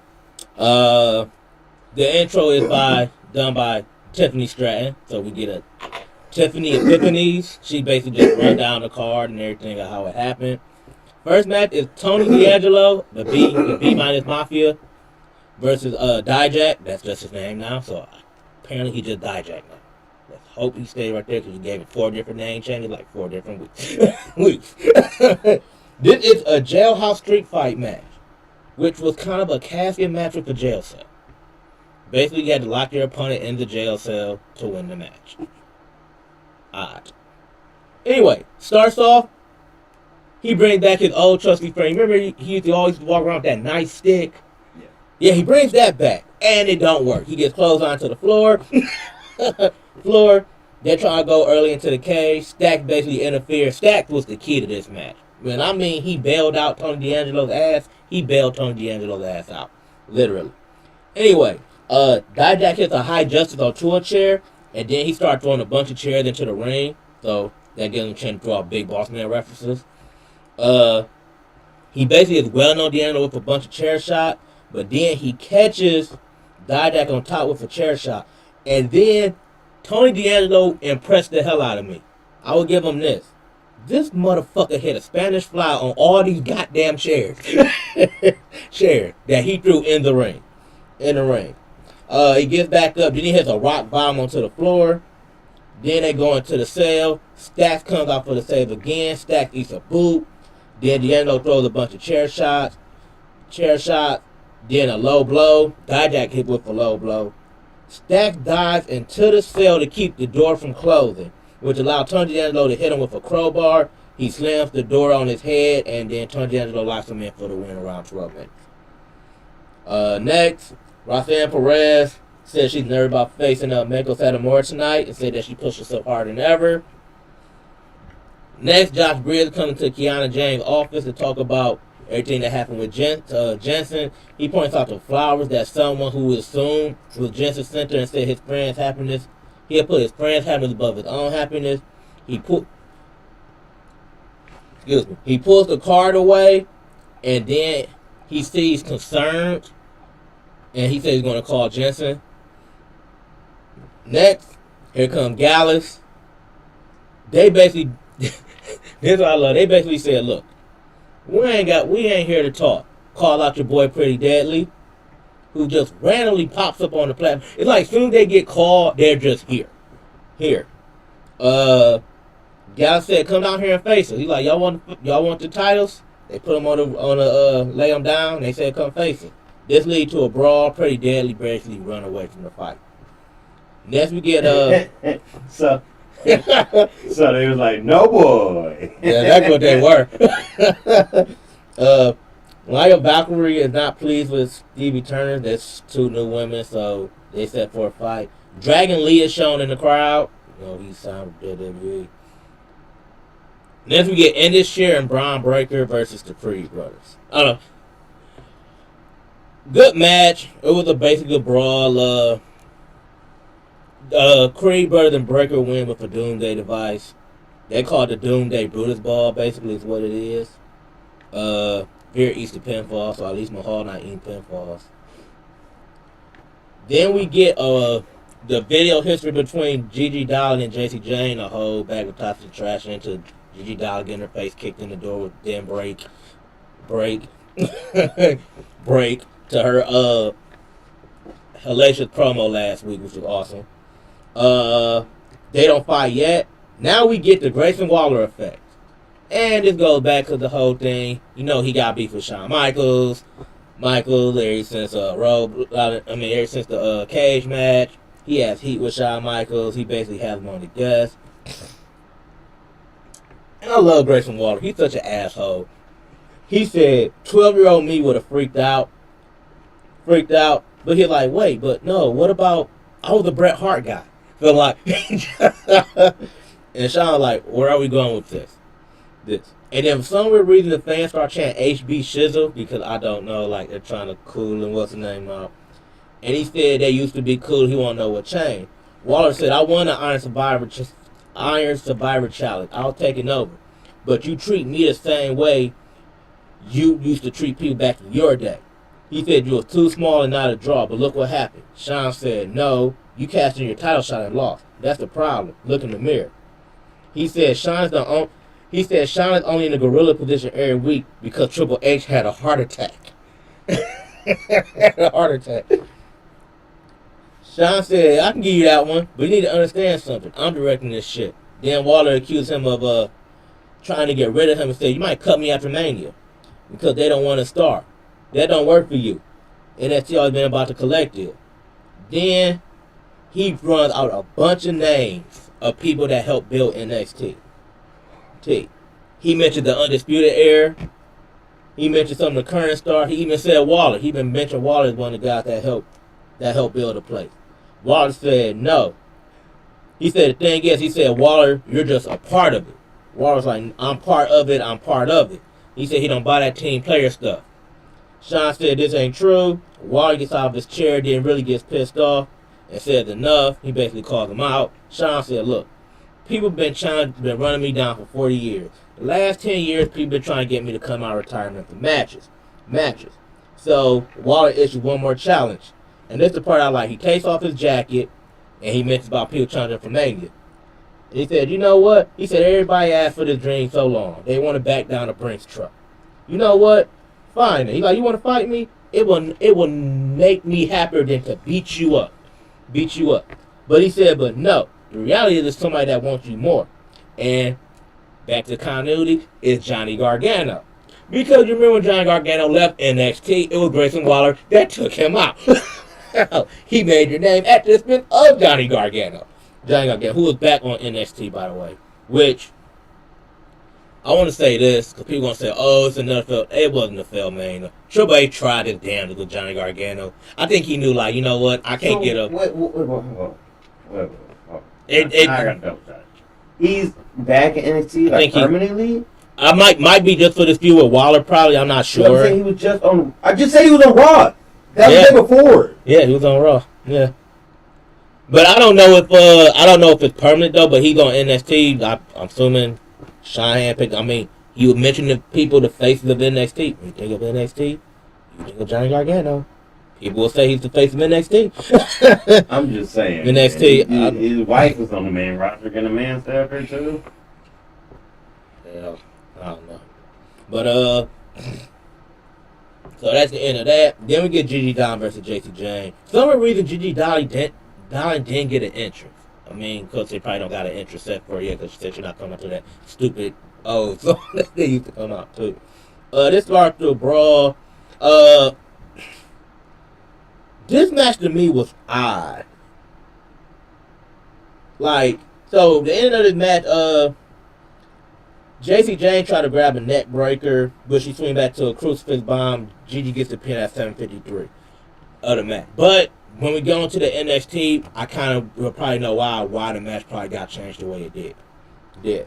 After the match, she basically beats the shit out of her. She basically puts her in a domino square bomb. Then she about to try to pillinize her neck, but refs break that up.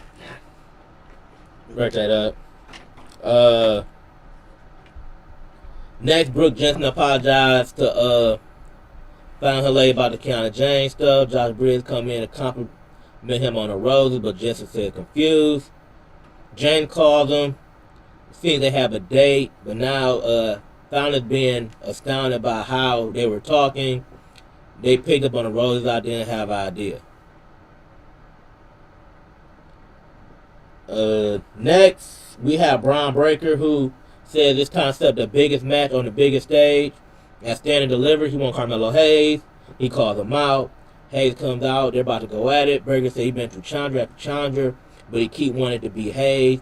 They both ready to fight, and they do that Stand Up and Deliver. Thea Hale is meditating with Tyler Bate when Chase U comes up. she's making progress in her recovery and said she's ready to be out there now. Duke Hudson doesn't buy anything Tyler-based selling. Next we get Joe Gacy versus Andre Chase. Quick match. Chase gets a 2, but Thea Hale goes after Ava Rain. That's enough distraction for Gacy to hit the spring, the handspring lariat. Somewhere reason Isla Dawn and Alba Fire are in the woods under the full moon. Andre Chase tells Thea Hale he's proud of her, but Duke Hudson reminds Chase that he lost. Hudson said Chase, you was a bunch of losers and a bloody joke for walking off. Wesley issues another challenge. Axon said he was getting a shot, though Lee said get into the ring. Though Lee said he had to get into the ring first. They seem cool with that.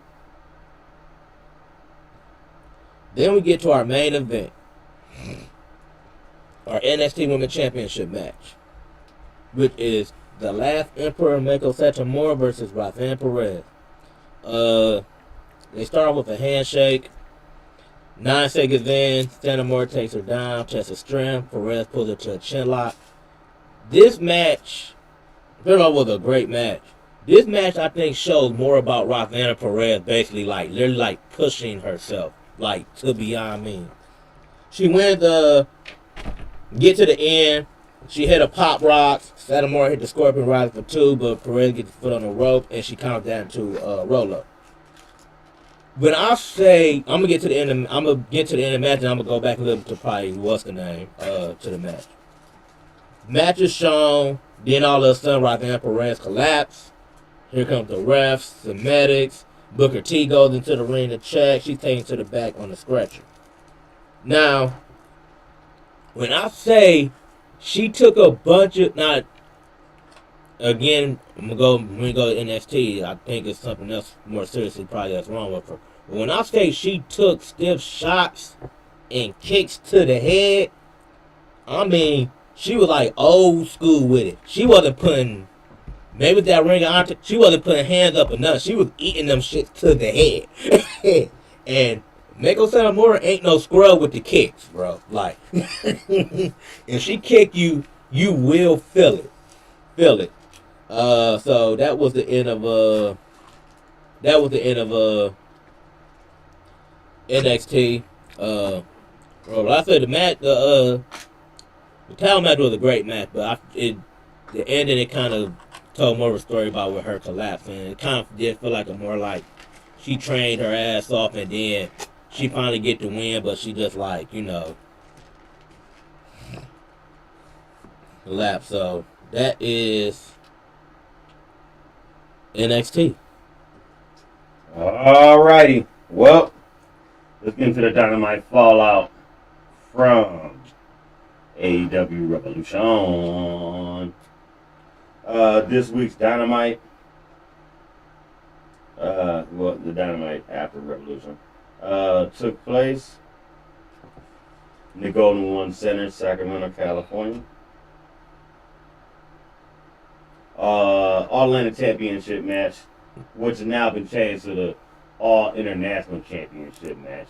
Which a lot of people call out from the beginning, like, dang, I'm like, wait. That's not encompassing everything, that's just one of them. Anyway, Orange Cassidy versus Jay Lethal. Pretty decent match. You know what's good. It's Jay Lethal. You know what's coming down with this match. They tried to get Saddam Singh and Sanjay Dutt to stay in the back, basically not have any interference in this match. Eventually, he tried to get off the lethal injection, but his arm, which had been worked on for pretty much the whole match, it gave out. So there's a quick orange punch by Orange Cassidy to take the victory. Post-match, Jeff Jarrett did end up getting in, hitting a stroke on Cassidy, then hit him in the knee with the guitar. After that, the best friends come in and make the save. Cassidy versus Jeff Jarrett for the All International Championship will happen on next week's show. If not Rampage, but that match is coming up. They announced next up that Wardlow, after winning the title back at Revolution, apparently had his car jacked. We'll get to why. So, Had his carjacked. They stole his property, his gear, his boots, and the title belt. Powerhouse Hobbs said that's a shame, Wardlow, but tonight he's taking everything you have left, which is called being a champion. Next up, Ricky Starks has a chat, trying to decide what's next for him. As he's talking, eventually he's attacked from behind by Juice Robinson of Bullet Club after being distracted by the Bullet Club logo during his promo. Juice Robinson hits him with a reverse DDT to plant him, so that's his next feud coming up. We'll see where he's going. Wardlow, not just an FGR t-shirt, said he doesn't need gear to do this. He said this is a for all counts, anywhere, anything goes match.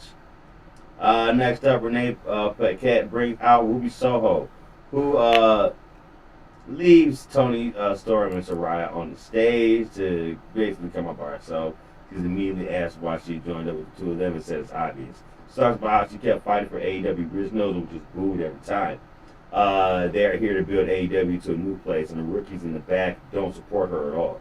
They are starting on a broken foundation, but it has to be done. Now she brings out her opponent, who is your girl, Scott Blue.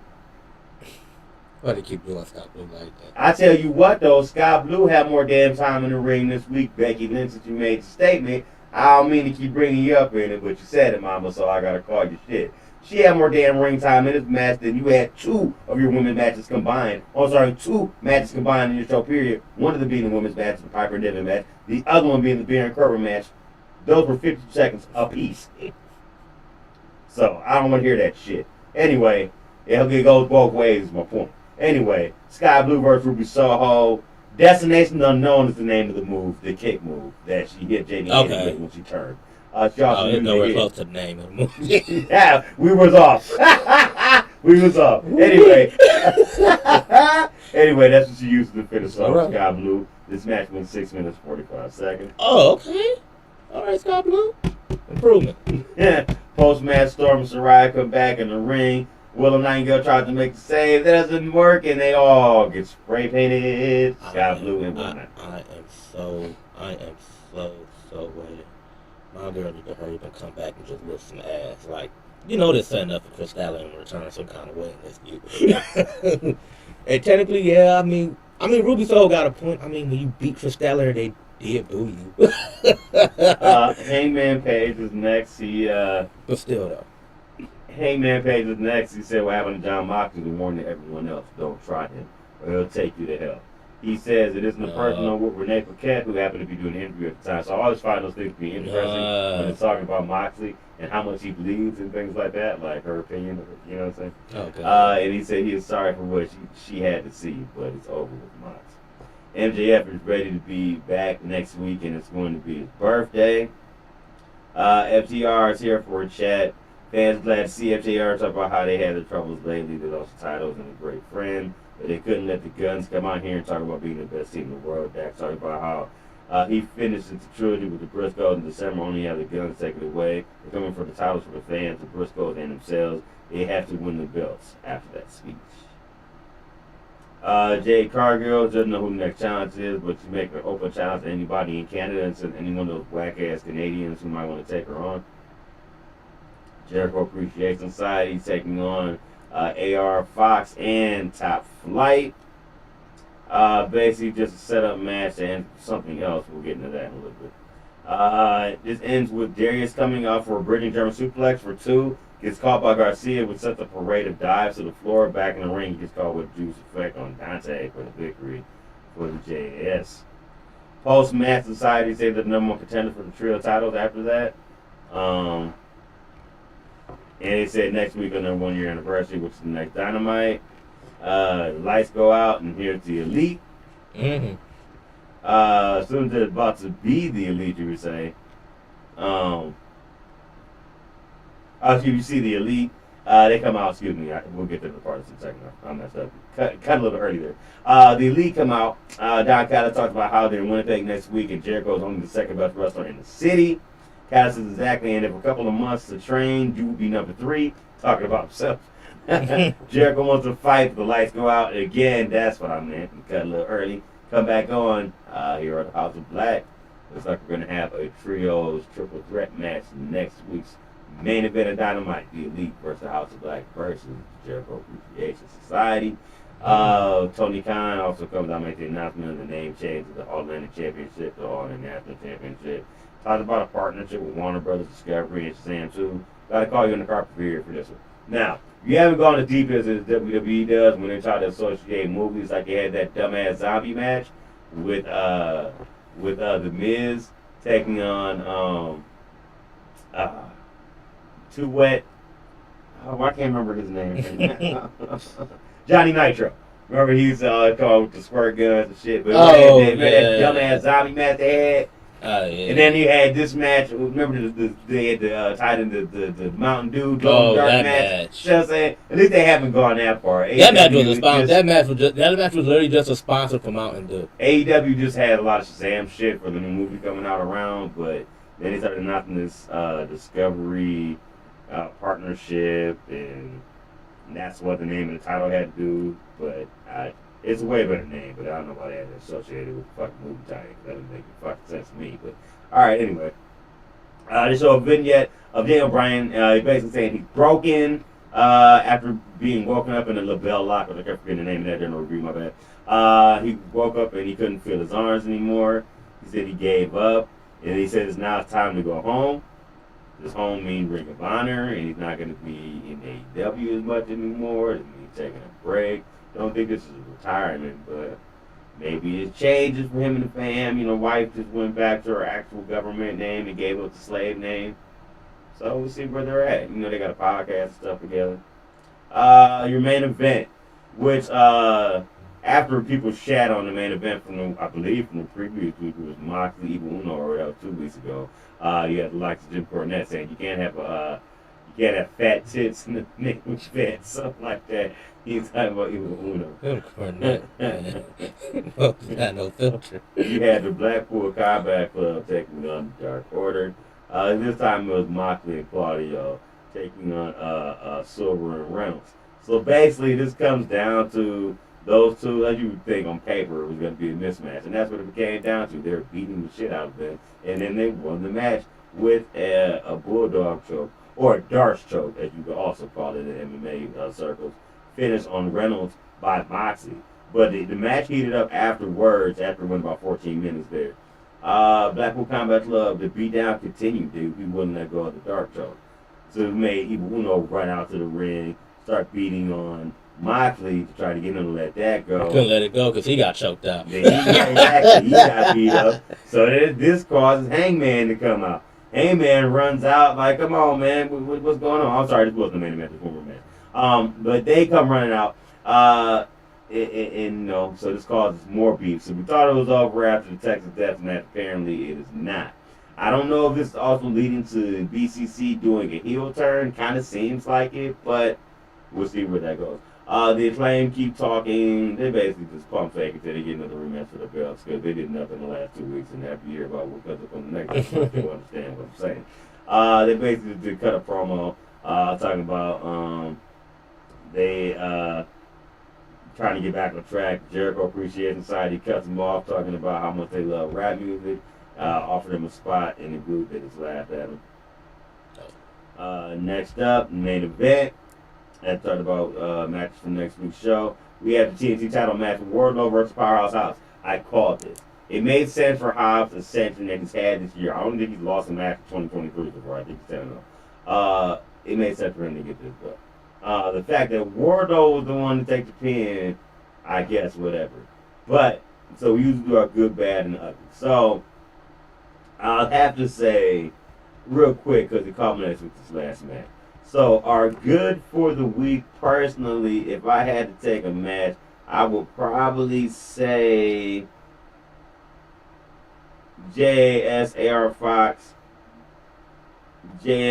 Fox and Top Flight match. You go move for move. I'd give that the good.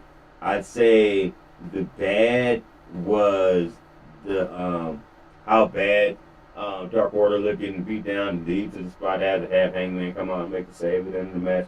Now we're at our ugly part. So this match wasn't ugly, but the what happens after it in the next week is never had one stretch across 2 weeks, but when you hear it, you get it. So in this match, they're battling each other all over the arena. There's no DQ, falls out anywhere. It's pretty even for a while. They end up scrambling up at the end of the match, going on the top of the ramp right in front of where the announcer table is. All of a sudden, who comes up out of nowhere? Your boy QT. Oh my God. Oh no. QT comes out. He's still with Powerhouse House, still with that Joker. Yep. Oh. QT comes out, got the chair. Has the chair. He basically steals on Wardlow with that said chair. Gives it a Hobbs, hits him with another chair shot to the back.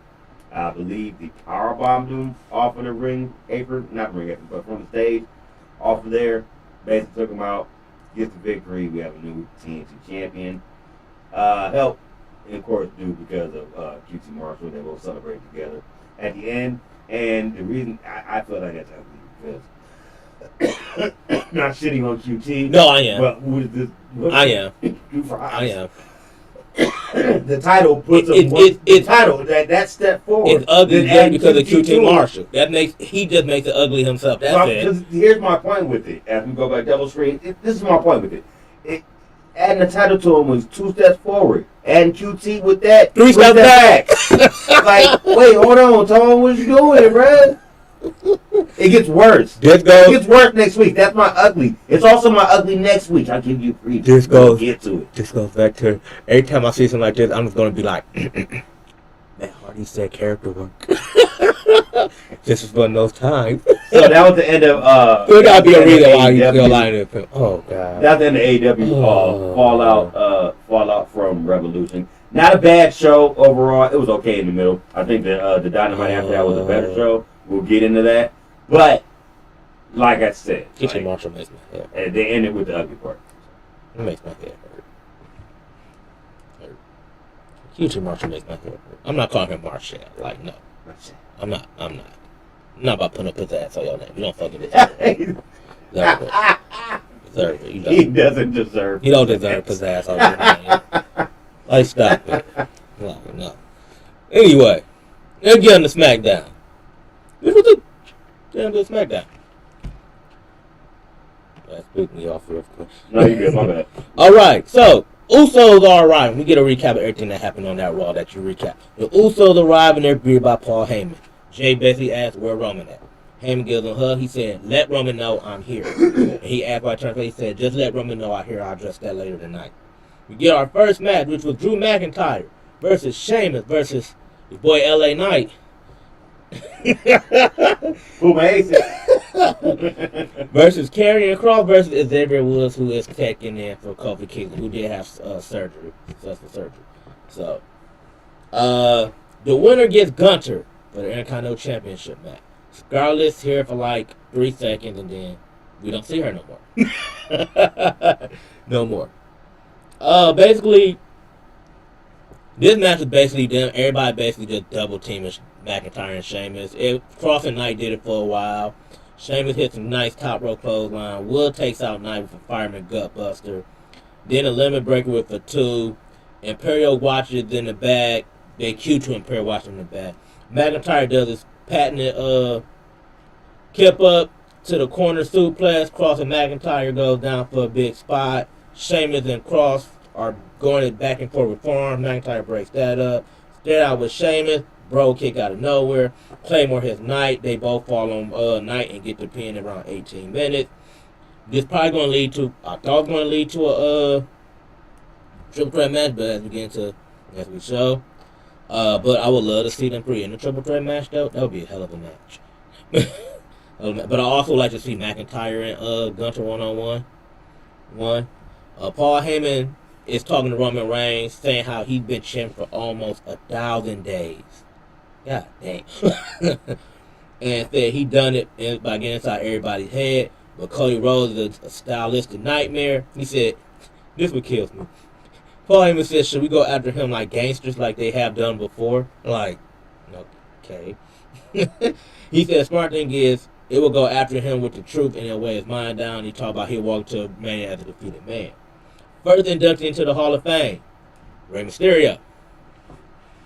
And he talks about it. And guess who comes out here?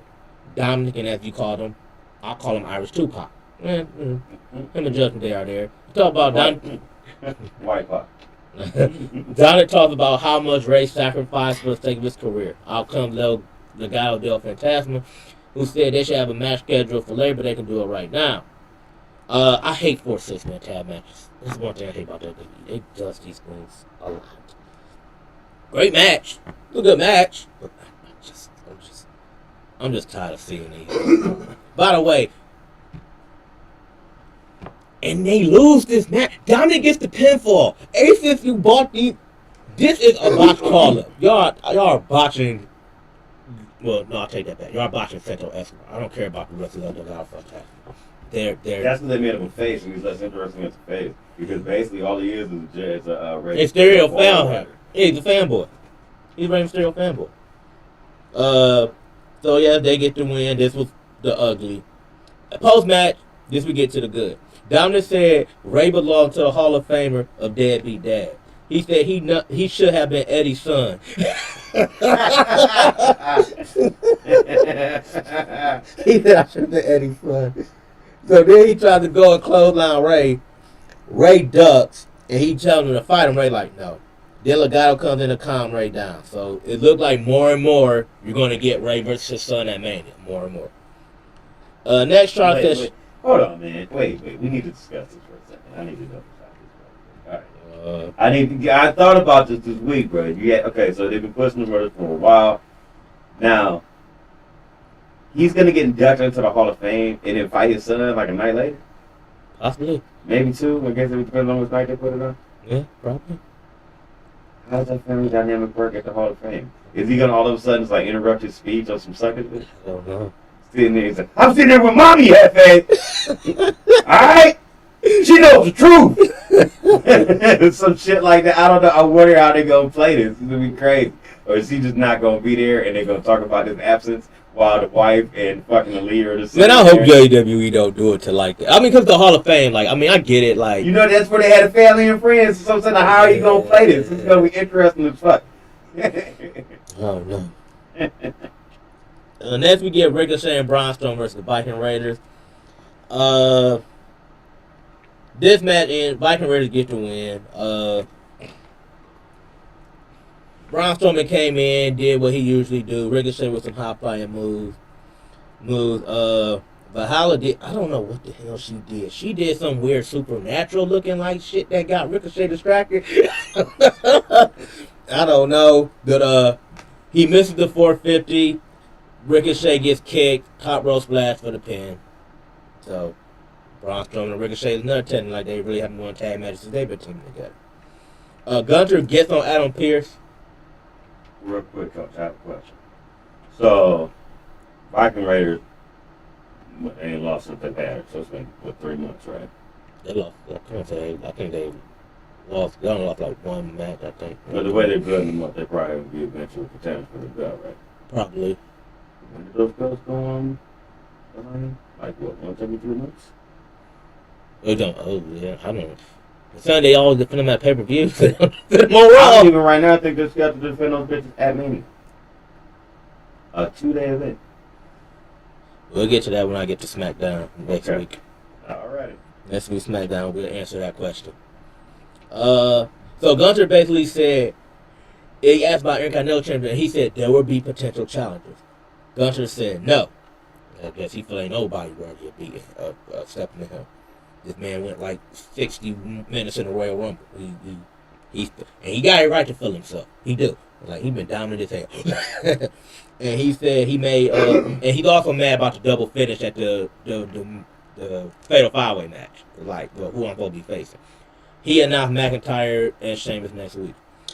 Next, we get Charlotte versus Shotzi. This is because Charlotte basically just asked for a match. Charlotte gets the win here with figure 8. Guess how long this match was? A minute and a half. No. This match went 8 minutes.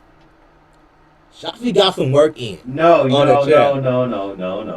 It went 8 minutes. This is not about her.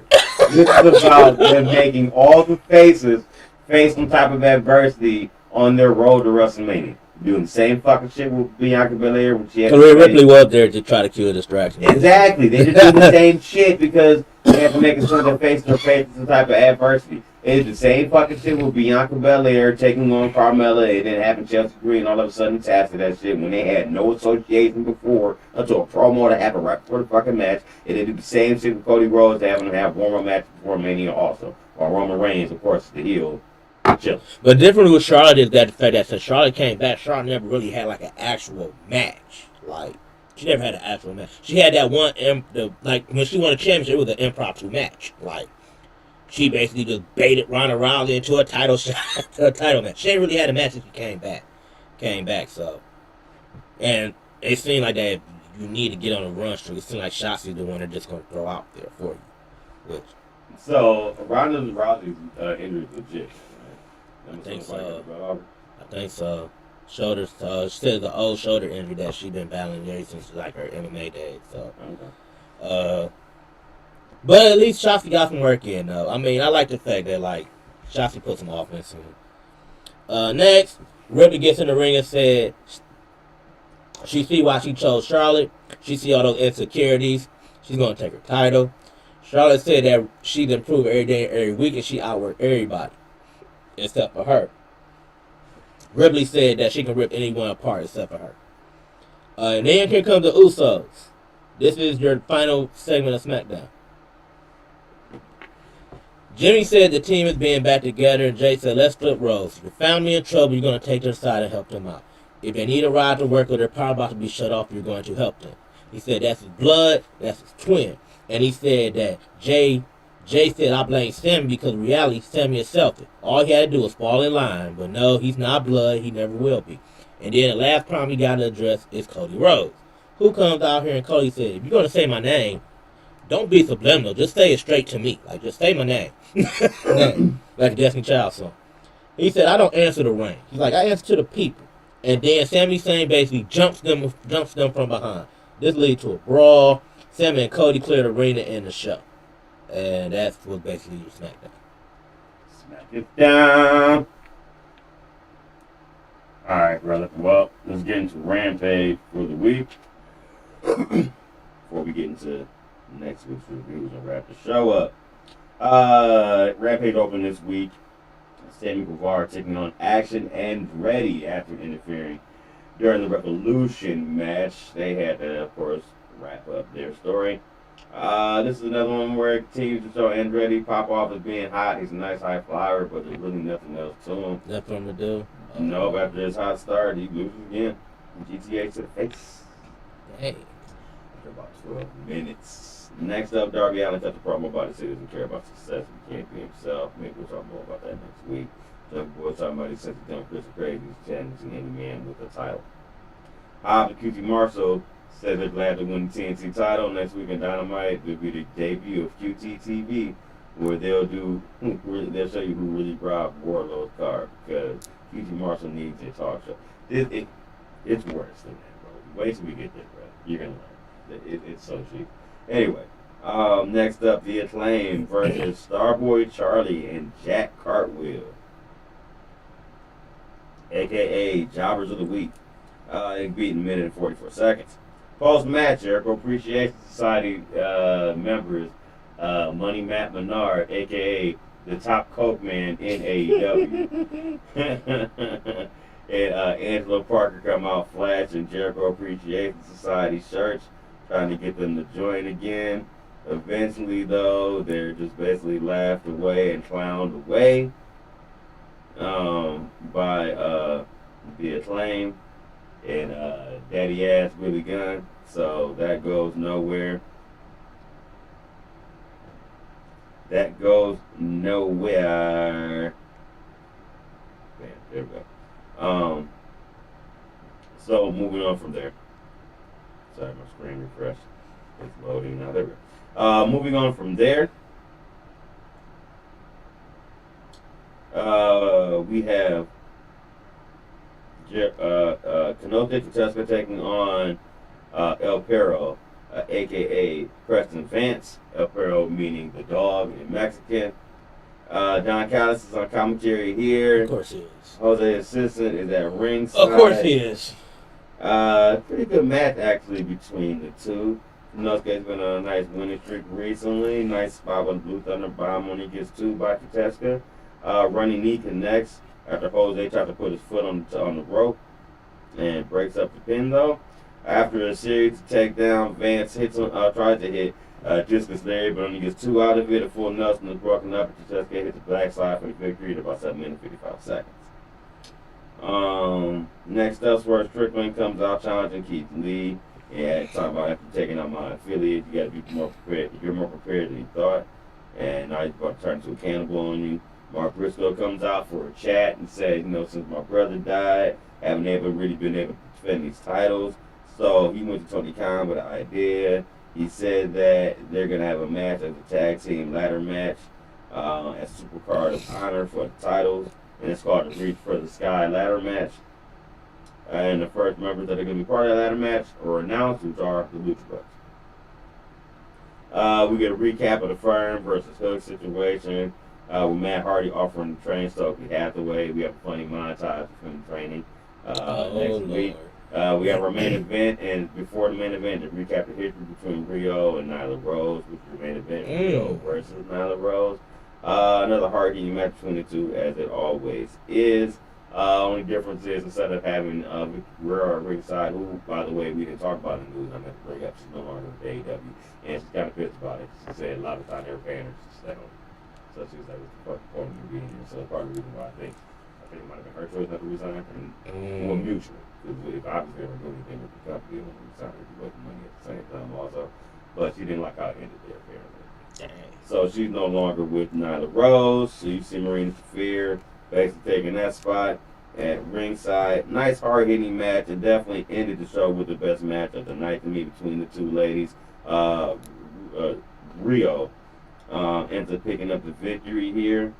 Oh yeah, Rio was like 4 wins in a row for you. After Shafir, Rio. Shafir tried to trip Rio, but then she was back up with the roll-up at the exchange. I mean, she does that one roll-up where she catches you and then does the bridge over your legs. Yeah. Held on to it just enough to get the victory after about 12 minutes in that match. Post-match, Rio gets beaten down by the Outcast coming out to end the show. And gets spray painted on, of course. And after the Rampage. Pretty good show. I thought it was better than Dynamite a little bit just because it was more straightforward. Because maybe it's going to get an hour to work with there, but either way. So, that's still on me. And now we're going to start Monday Night Raw from this week. Monday Night Raw from this week. In the Mika Mutual Pavilion in Providence, Rhode Island.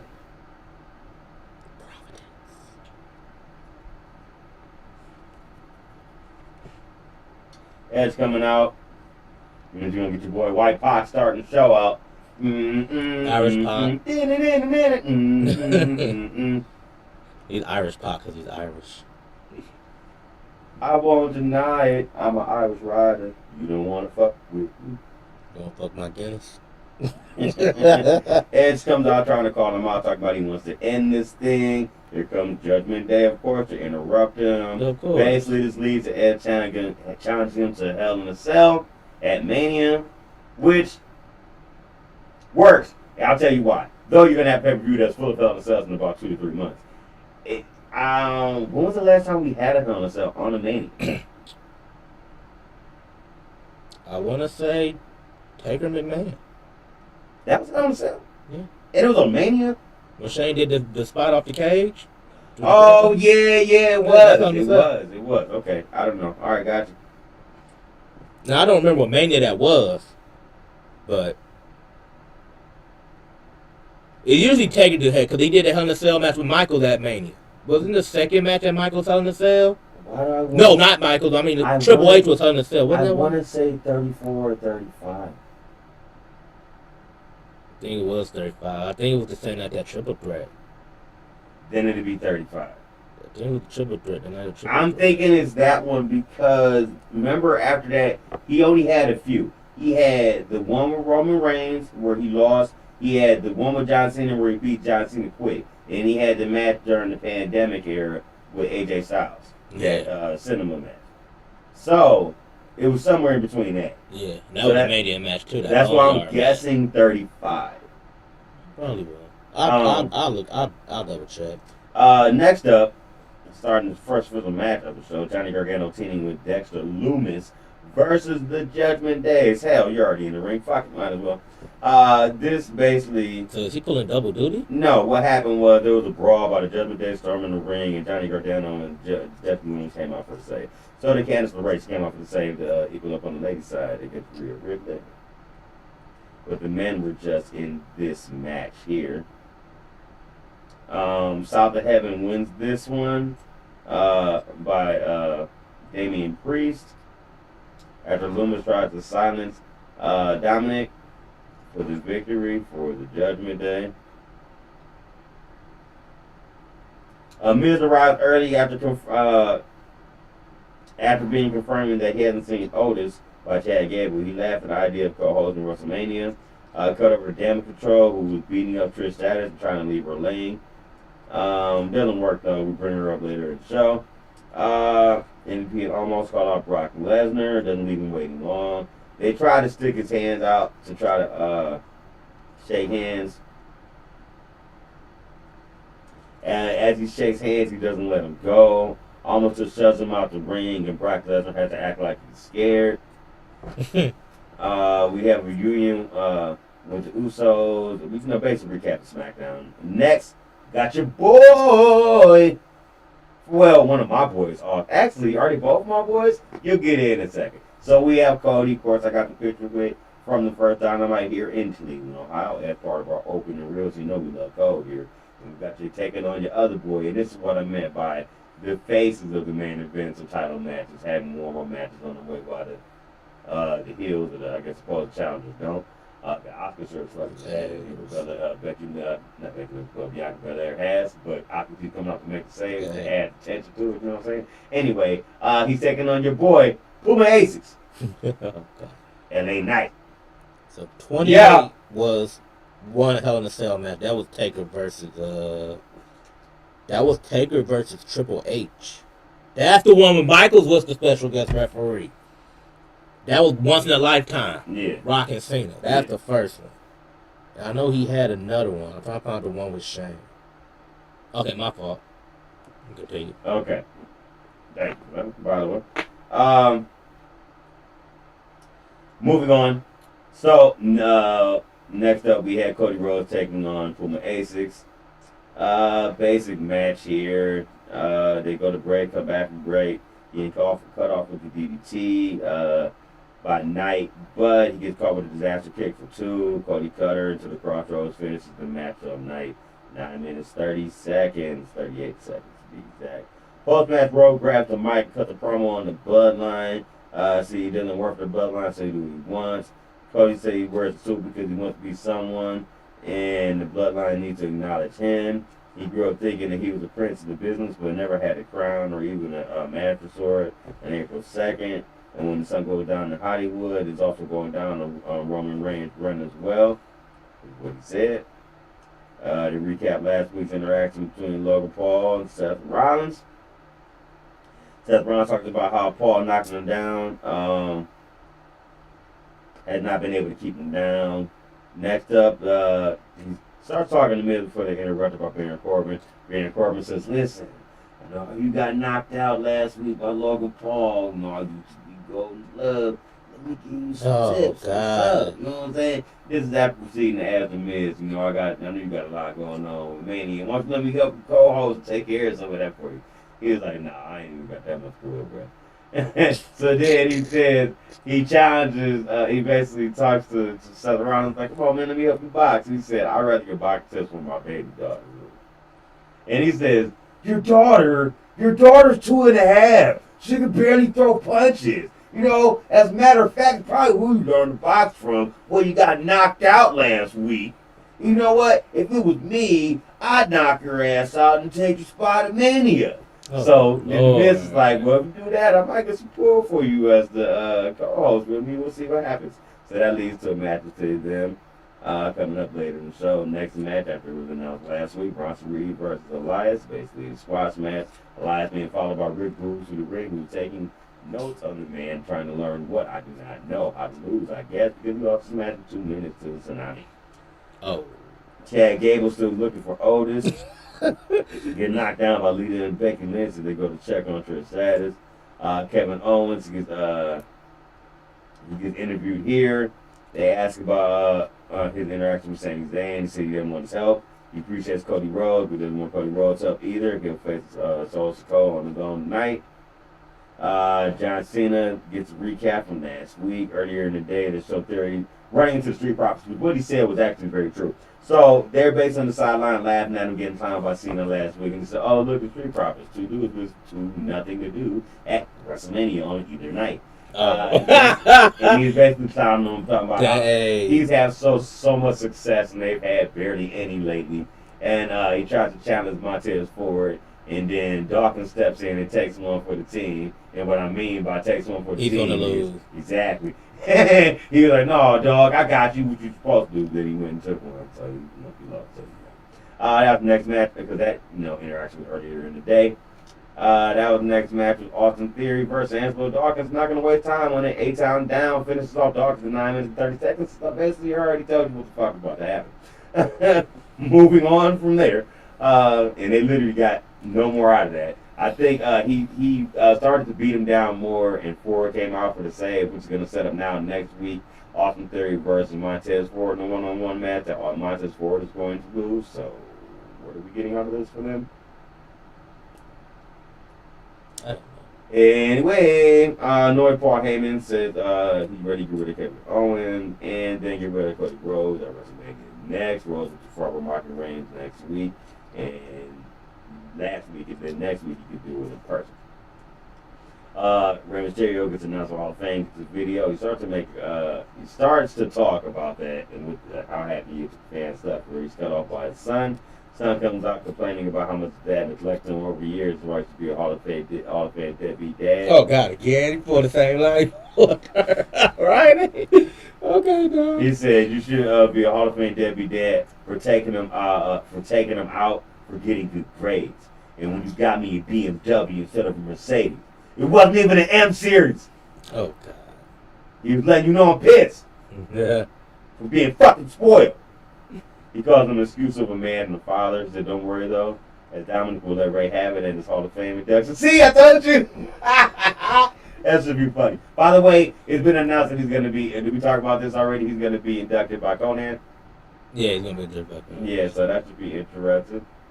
No, he won't be there. Okay. Every week you see him basically getting closer and closer to one fight, and somebody keeps still holding it off. Next up, Trish Stratus leader and Becky Lynch, basically after coming out of the doctor's office saying they'll take a damn control, and all they managed to do was piss Trish Stratus off. Next week's WrestleMania trailer will be Rhea Ripley as 11 from Stranger Things.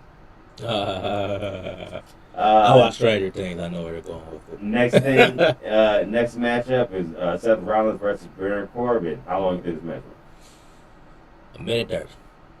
No, they gave more credit than that. It went 2 minutes and 19 seconds. Mustafa Ali now. Think about that. Charlotte Flair had a match against Shotzi lasted almost 7 more minutes in a match than Baron Corbin. Tell me bum-ass Corbin ain't coming back anytime soon. Bro. It's down that trajectory. You got to give me the 5 o'clock shadow and the dirty shirt to really show some proof that he's starting to come back. Mustafa Ali, who apparently is just now a chill guy after all the issues he's had back and forth with his character changes and backstage with the company. Now he just seems like he chills and smokes lunch with Matt Riddler or some shit. Has a hat on, some sunglasses, been chilling, talking about he hasn't seen Otis, but Chad Gable, finds what he's looking for. Eventually he does. Finds Otis posing with Max. Oh yes, that show was so funny. And he gets in their photo, and then he accidentally breaks the camera, I guess, with his ugliness or whatever. Is what they told him. It was funny. And he was saying like, Otis got this like these black sunglasses on, this black suit on, still with no shirt underneath though. I'm like, oh my god, dog. He was posing hard there for Mansoir, Mansour, and Maxine. Otis, he's basically, I don't know if he's trying to break away or whatever, but he's trying to get him to do some training. He said, I can't do my training right now. I'm focused on that. Because, he's infatuated with Francine. Maxine, sorry. Next up, Bianca Belair, doing the rinse and repeat from last week. Takes on Chelsea Green. Same thing. Carmella ringside. Ends the same way. KOD victory after about 8 minutes. They try to jump the champ once again. Asuka comes out for a save once again. This time, though, she just teases the Miz. And I think she teased it at Belair and then just held it back and swallowed it. Yeah. And showed the blue she been doing, yeah. Showed the blue teeth. Like, I could do it. But I didn't do it.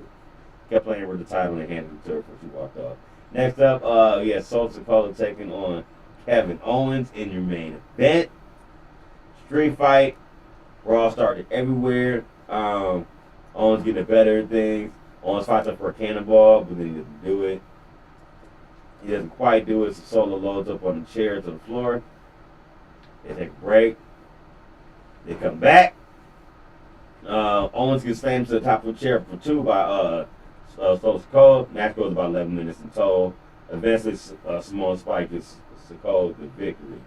Once they got back in the ring, and he got beat down on Kevin Owens.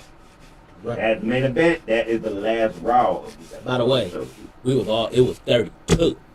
Oh, well, wait, hold on. That was McMahon and that was Shane and Taker 32. Ah, okay. So there was a trip there. That was the trip there between Becky, Charlotte, and Sasha Banks. Real quick, on that match. Post show. Oh, it actually coming up on your show. You got that. Never mind. Okay, that's over with. Get NXT. Let's start off. We started off with Johnny Gargano after he was just on Raw. He's on NXT. See, it's funny because he asked the fans. He told the fans like, okay, he like, make sure I need y'all to. Alright, yeah. I think this table ain't connected all the way. Alright. Alright. Gonna continue. So he asked the fans, he was like, I need y'all to do me a favor. He like, I need y'all to watch my back so Grayson Waller don't attack me again. Again. Then he talked about how he got jumped 15 months. I didn't know it was that long ago. Says, dang. He said 15 months ago. He said he attacked me during my farewell, and I wanted to see what Waller would do next. He said the last person to take him out was Tommaso Ciampa, who will be one of the greatest champions ever. He said NXT is his home, but Vic Joseph pops up with a phone, and it's Waller at his house. Gargano takes off on his way home. Next, we get Wesley, who meet knocks him at his car and saying, ain't no one interrupting your title shot tonight. And it's funny because Lee like, I know the match is 8 hours away, but Axel said, I'm not leaving your side. So, so they're going to get something to eat. Gargano's left to deal with Waller. Next, we get your tag team title match versus Gallus versus your boy, Pretty Deadly. Yeah, boy. Gallus is, Mark basically starts off forearming Prince in the corner. Wilson gets sent outside. Now he's getting beat up by Wolfgang. Mark comes back in. He gets beat down by Pretty Deadly. Mark gets out of trouble with Mark Coffey, by the way. Gets out of trouble by doing a backdrop. Wolfgang cleans house. Everything breaks down. Pretty Deadly gets the belt shot in for 2, but spilled milk gets broken up. Mark hits a running elbow with a running knee. Fireman carry flapjack. Gallus retains the titles. Next, Josh Briggs is covered in leaves as Fallon Hillet and breaks into Kiana James' office with a door handle camera. They find a contract for the women's title with James already signed. And then it's a planner that sold things like get Brooks to make Fallon team up with me. So, like we said, she was using him, and they're starting to find out more and more about it. Somebody named Sebastian sent her them flowers. This is the part we get to. So, Roxanne Perez officially haven't been stripped of her title, but her tests are clear, but they don't know what's going on with her. And a lot of people thought this was like a work, But it was been reported that it was been reported by Dave Meltzer and them that like they think something generally probably is wrong with Roxanne Perez because they said she didn't look right going into the match, the title match at Roadblock, but they made her fight the match anyway, or she chose to fight the match anyway. So we don't know. So guess what Shawn Michaels' idea to this is? We're going to have a ladder match. 5 women will dictate. We will have 5 qualifying matches, and the winner of those qualifying matches will get into the title shot. If Roxanne Perez do get stripped, the winner is the champion. If not, the winner gets the number one contender shot at Roxanne Perez. First match is Sol Riku versus Zoe Stark. Zoe Stark wins this match. Of course, we know Zoe Stark is going to win this match. Wins it at 5 minutes. Scripts. Oh God, cause that's still a thing. Okay, God, I forgot about him. Talks about how he's drawing a one person to hold up a mask. You know who Scripts is, right? No, but I feel like talking about Joe Gacy. No. Okay. That's Schism. Scripts is Reggie. I swear, Reg. Yeah. Next we get Alba Fire and Isla Dawn versus Tatum Paxley, Ivy Now versus Katana Chance and Kaden Carter. Winner gets a shot at the women's tag team title match at Stand and Deliver. The winner of this match probably going to win them tag team championships at Stand and Deliver, given by. What have you heard about the last story about the fact that they Kiana Jane kind of snaked their way in to try to break them up? A backstabber swanton combination gets the win for Carter and Katana Chance, so they will get the shots again. No, my fault. I got that wrong. My fault. Fire and Dawn wins the match. They get the tag team title shot. You got to, which Nile and Patsy is going to split up. Now going back to the single ring too, so she's probably going to be a factor down the line for the tag team championship. So Tony D'Angelo and Stats offer Brian Breaker some protection during the contract signing.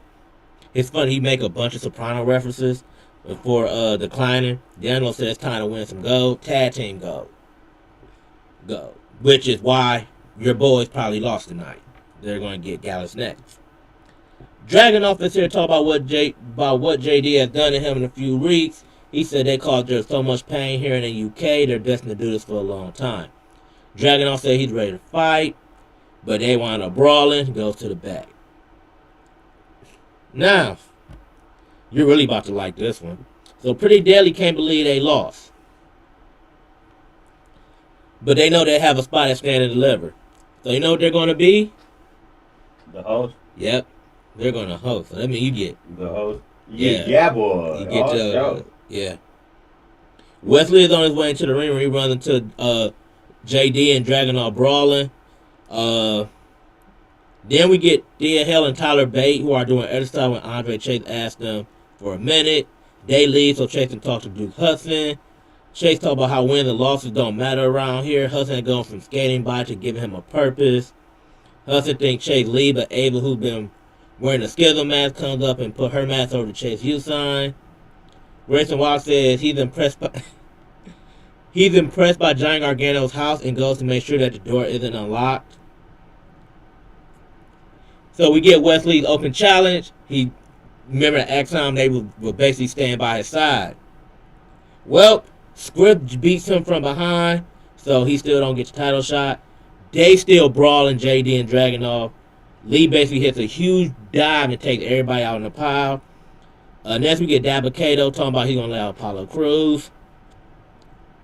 Now this is where we get to the match. So JC Jane had her arm in the sleeve. So she suffered a shoulder injury during the match. And she said the loss was written as a sign of gossip because Darlin had to cheat by injuring her shoulder. So she said she's going to promise violence in the future, so this is going to continue whenever she gets back. Apollo Crews versus Dabba-Kato. Apollo Crews get the win here. No, my fault. Apollo Crews gets the loss here.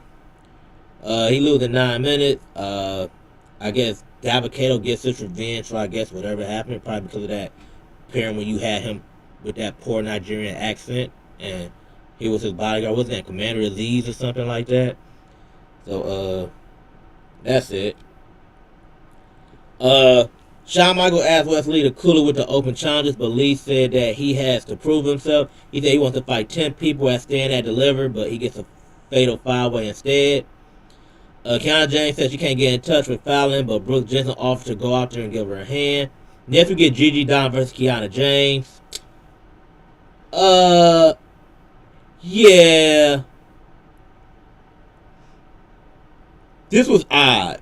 So Brooke Jensen said he's going to offer her, and then he don't show up. So she's by herself. Gigi Dolan wins at like 2 minutes and 30 seconds. So that's 2 of your 5 competitors for the match. Our Fire Isla Dawn run to beat up Kiana James, but Brooke Jensen comes out and makes the save. Gargano finds Grayson Waller outside his house. They start brawling in the yard. Gargano gets the better of it. When Candice LeRae comes to the door to call the cops, which just little stuff you notice. So roll with me on this one. NXT started at the beginning of the show. You mean to tell me it takes the cops an hour and 30 minutes to get to your house when you have a kid inside? Hell no, John. They was in there. And they white. You never been even faster. Right. So Waller sends him head first into a wall, then hits him with a rake before dropping him into the dirt. Waller leaves while Candice and his daughter go check on Gargano. And we get the rundown of Stand and Deliver with Pretty Deadly hosting. Brooke Jensen consoles Kiana James. Want to know why she was jumped on her own. Fallon and Josh Briggs show up still in costume. Said, you saw the bear move without me. Briggs said, I did. Was really good. James cut them off. And Lay had no idea about Albert Fire and Isla Dawn. Then we get our contract signing, which is the final thing here. So, Braun Breaker, Hayes has Trick Williams with him. Booker says he don't want no buffalo sauce. He's talking about Braun Breaker. Basically pumping up Carmelo. And then they was like, what are you talking about? Like, what? There's no MC for a change, but they decide they don't need one. Your boy's Pretty Deadly. Guess what they do? They come out here and like, oh, we're not for violence. Hayes said change is coming to Stand and Deliver. He did with North American title. He'll do it again with the NXT title. He said Braun coming in second place. Breaker said he wants the good Hayes who beat everybody, with Pretty Deadly saying Breaker is an angry kitty. Yes, he called him an angry kitty. Hayes said, I thought you wasn't going to... It's funny because as soon as you said that, Hayes like, I thought you said you wasn't going to talk. Breaker said he'll make the win that much sweeter if he get the one that been beating everybody. Hayes said, I'm him. He said that's more than just saying on the shirt. He talked about how this is a huge match and he's ready for the pressure. And I'm gonna end it off like this. Things don't go good for your boy. Your boys had a rough NXT this week, bro. They wound up getting put through tables at the end of the show by both guys. It then leads to a stare down. So as it was happening, where they're like, "Yeah, boy." No, they came out and played the role of instigator, and the only thing that instigated them was them getting instigated to a table. Wow. So, rough week for your boys. They had a rough week. It's okay. Maybe things will get better. Maybe they won't. We don't know. But, as we get into Dynamite. Alrighty, well, over on Dynamite. Let me pull that back up there, brother. My bad. Okay. 1 second. Kind of post up further. Oh, yeah. Sorry, my screen got lost. I was waiting for you to finish. There we go. So, over on this episode of Dynamite, we start off with a rebar mitzvah for the returning MJF. A rebar mitzvah. You know what a rebar mitzvah is? No, I just know he's Jewish. So basically, assuming, right? I'm not Jewish, so I don't know anything about this. But basically, a rebar mitzvah. I know what a bar mitzvah is. I never heard of A a rebar mitzvah. You're not supposed to have your old, like 83, but he's fuck it. No, because he's MJF. So he came out. He had 2 giant black eyes, but he had sunglasses on, so you didn't know about the black eyes at first. Eventually, you'll see them later. And he comes out with this douchey hat, like you know how Jake Hager's wearing that stupid purple hat, where he basically had the same thing except it was made out of Burberry and fur. Oh God. And he had up all these party decorations and stuff, and it was confetti, and he came out with 4 broads, and they all wearing black, like on some Flair stuff. They all kissed him on the cheek, the last one gave him a giant kiss on the mouth. Though I think he played it wrong because of the 4. The finest one was the first one, and he kissed the last one. She was okay, but the first one was the finest. He should have probably laid one on her. Anyway, so he starts having this rebar mitzvah, celebrating himself. And, you know, he was a man of his word about what he said about Danielson and stuff. And then he's cut off by 3 people: Sammy Guevara, Jungle Boy, and Darby Allin. Oh, the Pillars. Ah. So now they're gonna push the Pillar storyline. They all, you know, post their gripes about MJF. I like this. MJF has beaten each one of them at least one time individually already. They all beat him at least once? No, he's beat all of them once. Oh, yeah, he did. Yeah, he did. At different, you know, times. Yeah, I remember he beat all of them. They all share their beef. The most interesting one is the Darby Allin promo. When Darby Allin says, basically, back in 2013, he was in film school. He turned to film into a teacher. He said that it would change because he wouldn't accept it. Darby Allin dropped out of school and went to wrestling school instead because he didn't want to change a thing. That's why he liked Tony. He liked being in Tony Khan's office, and told him he never had a bidding war for him. AEW doesn't be himself. It won't be a bidding war of 2024 like MJF. Then he proceeds to talk about how there's so many wrestlers in the back bitching about their contracts and stuff like that. And he says, I want a title match. But you know what I'm going to do? You know what I'm going to do if I don't get that title match? I'm going to go on Twitter and bitch about it. And then basically the end of his promo. So it was like twofold. Dang. The promo was twofold. So that was interesting. I think he also, I don't believe he called out Cornette by name, but he may have alluded to something that Cornette probably had said about him during this promo at the same time. So that was interesting. Eventually, they all start fighting each other, and one of them actually gets their hands on Max. Max escapes for a second. He's on the apron, and then gets thrown into his big-ass cake he had on the outside. Oh. Part of his rebar mitzvah thing. He gets knocked to the outside by the fellas brawling. So he ends up with cake on his face, and of course he's pissed off as he takes off and storms off back to the back. They go to a quick break. From there, back from that, Jericho, they show him receiving like Man of the City and the Key of the City, different stuff like that. At the street named after him called Chris Jericho Way. Next up, we have Hangman, a trios match. Hangman and Dark Order taking on the Blackpool Combat Club. Evil Uno, Stu Grayson, and Hangman taking on Claudio Castagnoli, Wheeler Yuta, and John Moxley. Great match where they battled all over the ringside area and somewhat into the crowd a little bit. Everybody got some love, got their spots in. Stu Grayson got a spot in, especially for a minute because he's from Canada. In this one, eventually something happened in this match that made him have to rush Evil Uno off to the hospital later in the show. I believe that was part of the storyline. Great match and great back and forth between all, surprisingly. The match ends when Yuta pulls off Uno from the apron. Moxley chokes Grayson out, so he passes out. There's about 13 seconds left. They did a triple spike power driver, which didn't even the Grayson. So that's probably the most far-fetched part of the match, I would say. But other than that, they got his point across, and it was pretty good. Post-match, beat down, stayed on. John Silver and Alex Reynolds trying to come down to make the save on the BCC, though the club kept running despite the numbers advantage. They just kept going with the beatdown. Juice Robinson cuts a promo, and we can start talking about how he wants him next.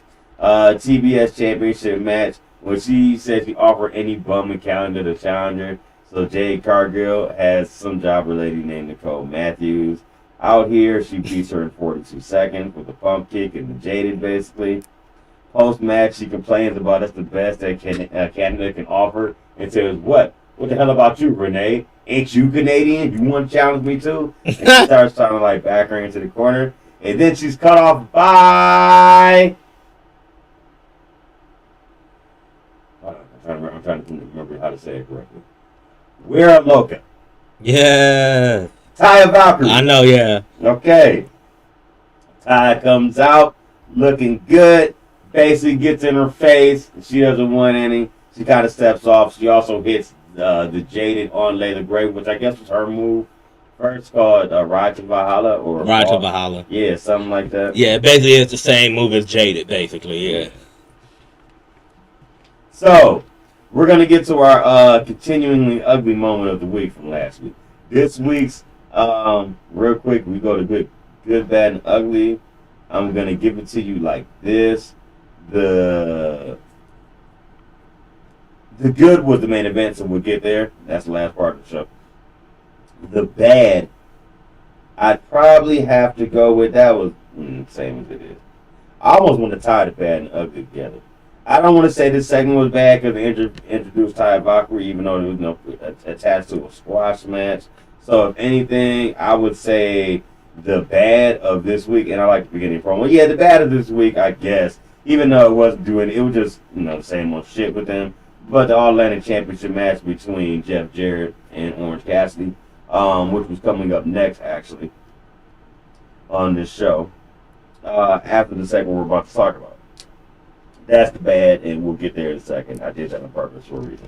Ricky starts with the promo, and Juice Robinson basically teasing their upcoming. It's not Ride to Valhalla, by the way. It's Road to Valhalla. That was what I mean. Ricky started to cut the promo, and Juice Robinson talk about he wants the next. And let's get to our continuing up. We get the debut of QTV. Now, QTV is QT Marshall's. Oh my god. His parody of TMZ. Now, you know how on TMZ, you get this Harvey Levin, and he's standing there moderating everything, standing up with like a cup in his hand, and standing in front of the TV monitor thing, and it goes and shows like the producers of the show, and they're talking back to him, back and forth. It was exactly that same setup, what with Hobbs, Aaron Solo, some other Chotch dude, and this British chick who I haven't seen before, but I guess she's part of their clique now. And it basically explained how they set Wardlow up. Like, they filmed it, showed Aaron Solo showing his face, breaking into the car with the British chick, and she filmed it, stealing the belt and his gear. And, they're basically laughing and making fun of him through the parody of how TMZ does it. It was just so cheese. And it made me think, like, why is this attached to Hobbs?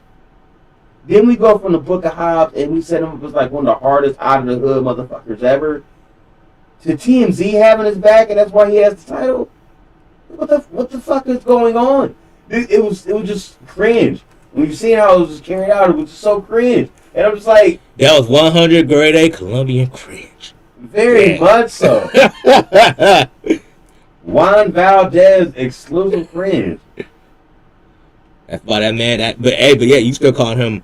I'm not calling him that his ass name. I'm not. I say that because he's cheese, and I'm saying some cheese on it. That's just some cheese whiz on top.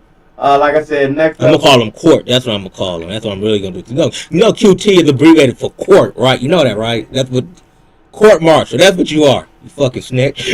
Next up, I'm just saying, is the international. That's his new name now. He's Court now. Is the all international title match Jeff Jarrett? Wait. So does he? Since this is our same episode, does he not get another slap nuts? Oh, it's a new episode. I give him another. Yeah, okay, cool. It's too many Jeff Jarrett moments here. I know. That's why I asked. That's why I asked. We've been like 5 more times. All right, so That's how we do. 2 episodes in one. He gets the second one here. Awesome. Wild slap nuts on the loose. J-E double F. J-A-double-R-E. Double T. Jeff Jarrett, baby. He's here for a match with Orange Cassidy, continuing this stupid fucking deal that I want to be over. I'm sorry to wild out now, but I love AEW. And there's going to be reasons why, and I explain them later on in the show. But because they love continuity. But this is a side of continuity that I don't want to continue. We don't need to continue this shit. I get the point. Orange is holding that belt. Move the fuck on. Are you okay, sir? No, because they're doing WWE shit. WWE does the same shit all the time. How many fucking months in a row has this fucking thing with Edge and the motherfucking Judgment Day been going on? In different iterations. Either it's Edge and whoever the fuck was the team with Edge against motherfucking White Pac and fucking White Pac and Dominant. Or White Pac and motherfucking Damian Priest. Like, they just do it in different iterations. You're doing the same shit. I thought you were going to be different. Stop doing that shit. Anyway. We move on from this. I'm not even talking about this shit. I'm tired of talking about that fucking shit. Orange Punch retains. Okay? Orange Punch fucking retains. We just did that because we had to do the Jeff Jarrett. That's all. Anyway, the Acclaim now that once again 2 weeks in a row of doing fucking nothing, as I said. So I guess they're gonna continue their whack ass shoot they're gonna have with Did they drop a rap video or something? With Money Matt and Angelo Parker. But they dropped a rap video talking about how they love their fans and general awesomeness and doing this scissoring with them at like conventions or some signing or some shit. And then that gets brought up by Money Matt and Renard and them later in the promo, talking about how they still want them to join them and they're still shooting them down. It's going to lead to a feud between them, you already know. Anyway, here comes the Outcast next. I'm sorry to shit on shit, because this honestly was a better Dynamite than last week's Dynamite, but if it needs to be shat on, bro, I'm going to the fucking commode, okay? That needed to be shat on. It's like sometimes I need y'all to switch up some shit. Outcasts are out here next. I don't want to make here's the other reason why, because I don't want people to come off like he's just a homer from one over the other, because it's not. I'm calling everybody on the fucking carpet. If you're producing shit on TV, I am calling it out with a handful of fucking Sherman. That's our jobs. Here at Outcast for a chat, they talk about how they wouldn't be a division without them and insult the fans in many ways. We hear about how many women they've beaten down until Britt Baker and Jamie Hayter make the run-in pissed off about last week. They start getting beat down by the villains again. They, even though before that she still had the Gucci belt, they got spray painted. She tried to bring it back out, but didn't happen as they started getting beat down. But then the Tides returned as your girl Sky Blue, Riho, Will and Nightingale run out to make the save. Riho had a lead pipe, which meant she meant business. She had a lead pipe. That thing probably weigh a 4 for her. I was thinking that too. I'm like, that must have been a struggle to run down the ring with that bitch for her. Mm-hmm. But I like it though that she's the one with it. Here comes the promo I talked about with Money Matt, the best Coke man in AEW, and Angelo Parker talking about the Acclaim video from earlier. They announced matches for Rampage, which they have a opening match on the show for the TBS title, with Powerhouse Hobbs being challenged by Ray Phoenix. And, yeah, that'd be a good one. And we get our main event, the best of the week of that. This is the great, I'd say. Well, not great. It wasn't as good as pay-per-view, but it was a great match. Definitely best on the show. Trios title match. A trios title match. What I mean by that is House of Black versus the Jericho Appreciation Society versus the Elite. The Elite. Though, I think they do it like that, but I do like the Elite. Anyway. Good match here. I felt like, at first when I heard this was announced, I felt like Jericho Appreciation Society was kind of shoehorned into this. But I feel like by the end of it, they're kind of transitioning the feud. Since they did that at the pay-per-view, AEW spaced their pay-per-views out. Next thing to come up that's major will probably be like a Battle of the Belts or something. But I think if they're going to continue the trios thing, you'll see more of it of House of Black against either JAS again or against other, I'm guessing JAS again, and I'll explain why when we talk about Rampage. Or against other trios, because it seems like they're starting to build other trios. We'll get to more about that after the match. The match was good. Like I said, I felt like they were kind of shoehorned in because they did their shit, but they're sports entertainers. So they did the roll up on the side, trying to be cute, doing things like that. Right. Off each other and all of that shit. They did that like twice during the match, but at the same time they would get beat down. And then when they would tag into the ring like the smaller men, well, Jericho didn't act like a bitch about it, I'll be honest. But when it came to like Garcia or Guevara, they wanted no parts of Brody King when they had to be in the ring with that man.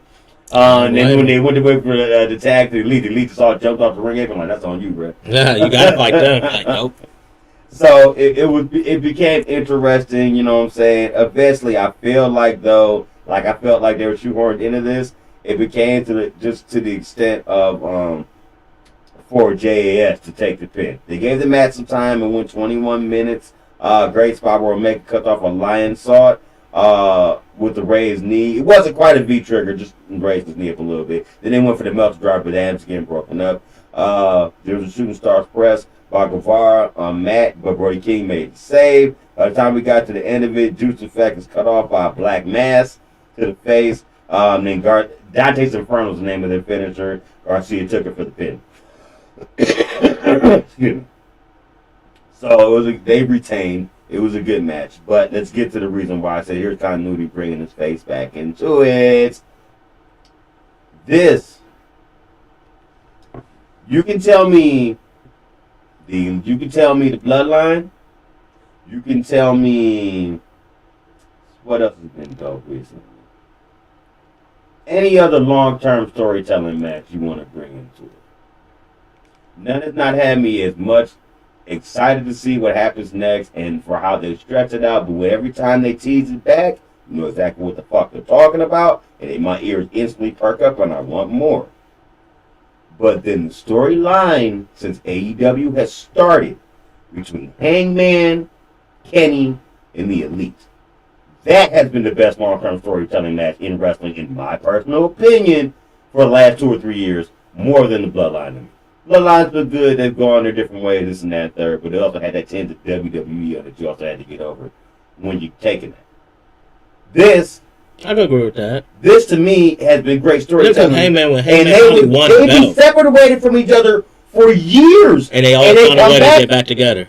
So, at the end of this match, I told you, House of Black retain their titles, they win. At the end of the match, they show even when I went to the hospital, as I was saying, they show BCC still fighting with the Dark Order in the backstage. That spills back out to the ring. So now you got those trios coming out, and they're fighting each other. And eventually this causes Hangman to come back out to the ring. He runs out making a save. He's in there by himself with his back turned. With his back turned to the camera side or behind him. He's facing Moxley, Claudio Castagnoli, and Yuta. So BCC's there like, yeah, it's time to collect that ass after what happened at Revolution or whatever.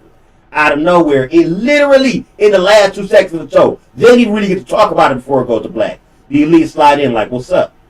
But he doesn't know they're there. He just sees BCC back off like, okay then, it's all good, we got you next time. BCC, BBC, whatever the fuck, you know what I mean. Backwood Combat Club. I'm so excited talking about it. But he doesn't know the Elite have his back. As he turns to find this out, they go to black. I'm like, there you go. Storytelling. Tease it. Don't give everything. Let's see where this goes. They come back together now. What's up? So, that's what I mean.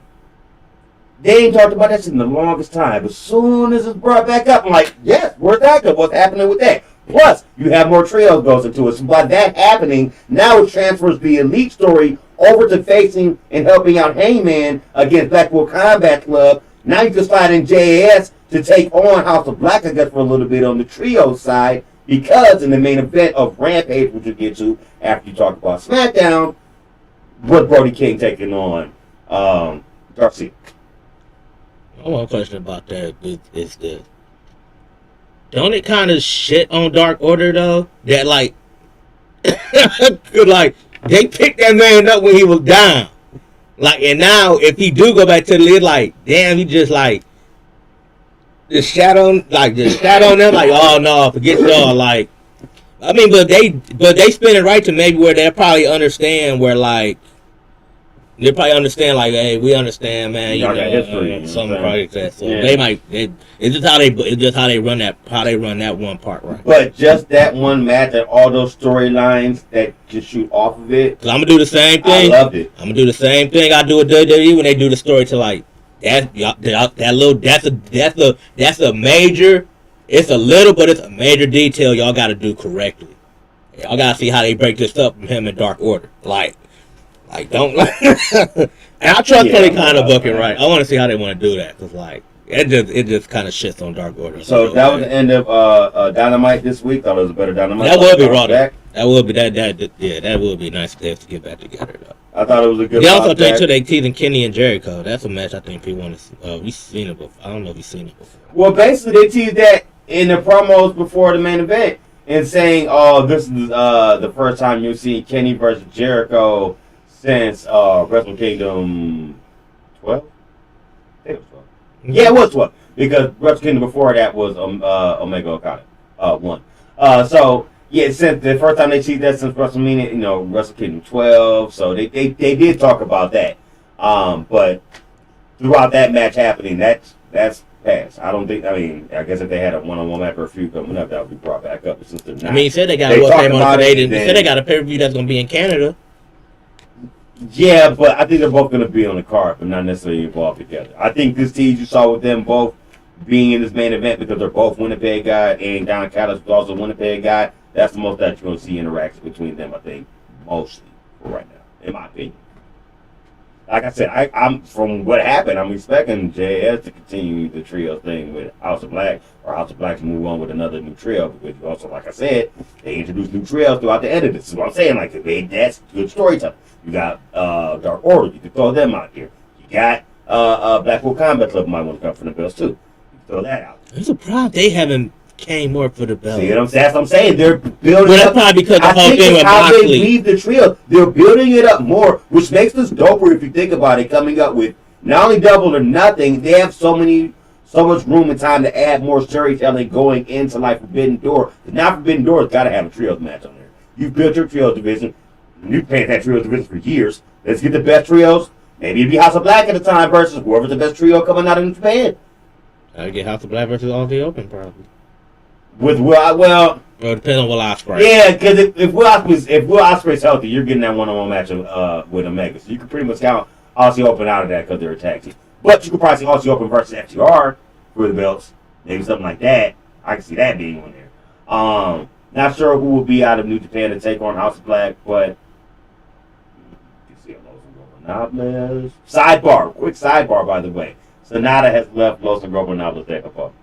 I don't know what he's doing. I don't know if he's solo. I just heard the news recently. This is our wrestling show, so I bring these things up when we talk about New Japan. So now there's left Los Ingobernables.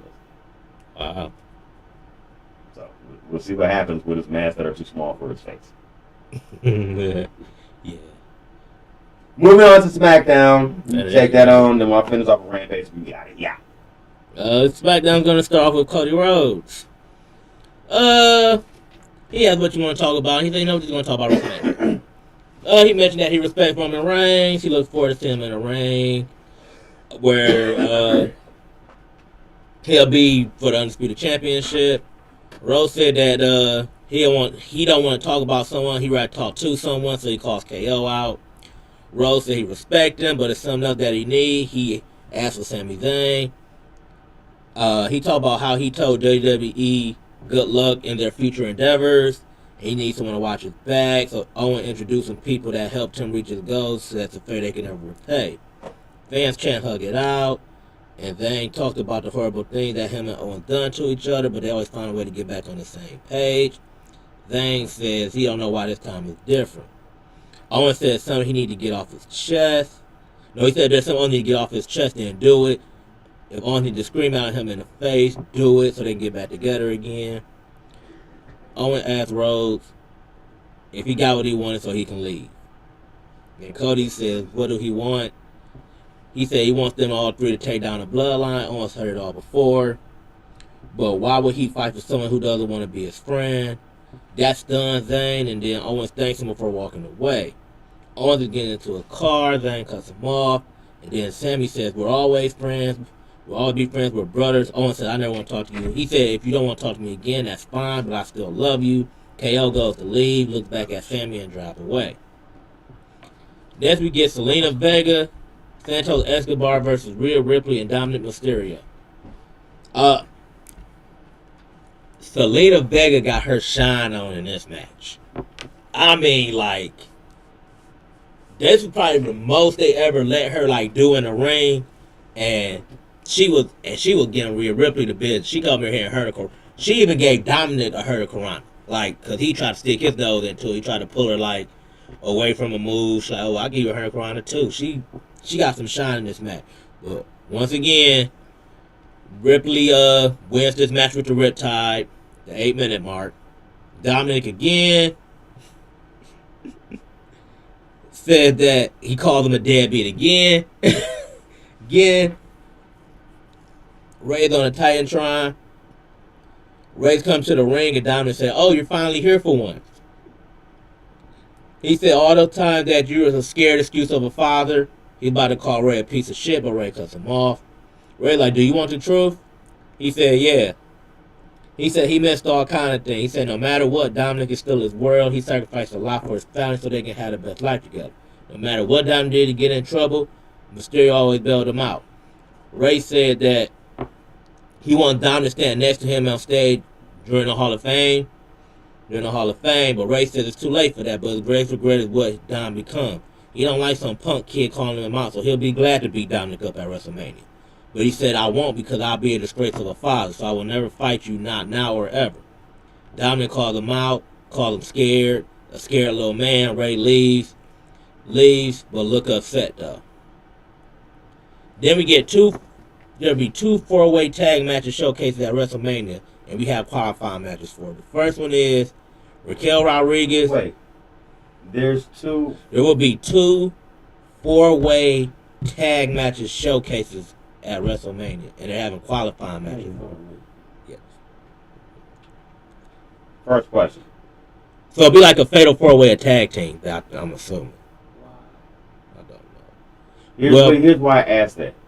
Should well, you I think have done because this before that, so you asked somebody to challenge the tag team champion? I think the plan was for Ronda and Baszler to challenge the championship. But Ronda got hurt, so I guess this is like their backup plan or something. They ain't had a backup plan for like the challenge. It's supposed to be Ronda. So this is to enter a match that's gonna happen at Mania, and you win that match, you get a shot at the titles. I don't know. I'm just like when the title match happen at Mania.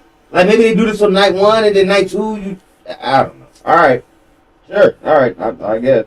See what it goes. Yeah, and a 4-way tag match, basically, is what it is. It's a 4-way tag match. So next you get Raquel Rodriguez and Liv Morgan versus Emma and Tegan Knox. You know who won this match. Yeah, Liv and Knox wins this match. Nice combo. Raquel the Tajana Bomb, which turns into a Olivia Emma Easter pinfall at like 4 minutes. I'm assuming the winner of this probably will get a title shot. Next we get Charlotte, who is in a some reason she was in this bright ass yellow bodysuit. That said, when she was growing up, it was Rose as a challenger and Flair as a champion. Charlotte always win the Mania as a challenger of the champion, but Rhea can't get it that she's not on her level.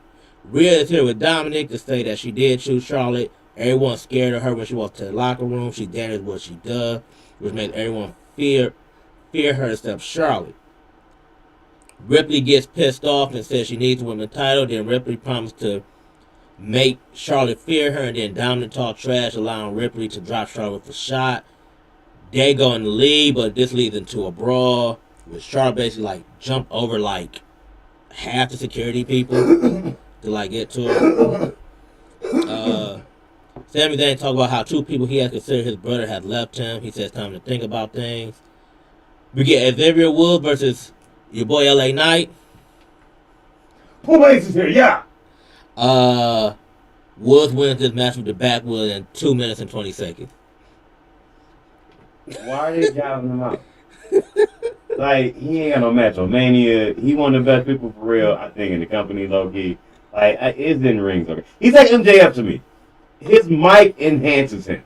His in-ring is just okay enough, but him in storylines with the shit he says and the way he says it makes me want to watch him. Good or bad, whether he's getting his ass kicked or he's getting over.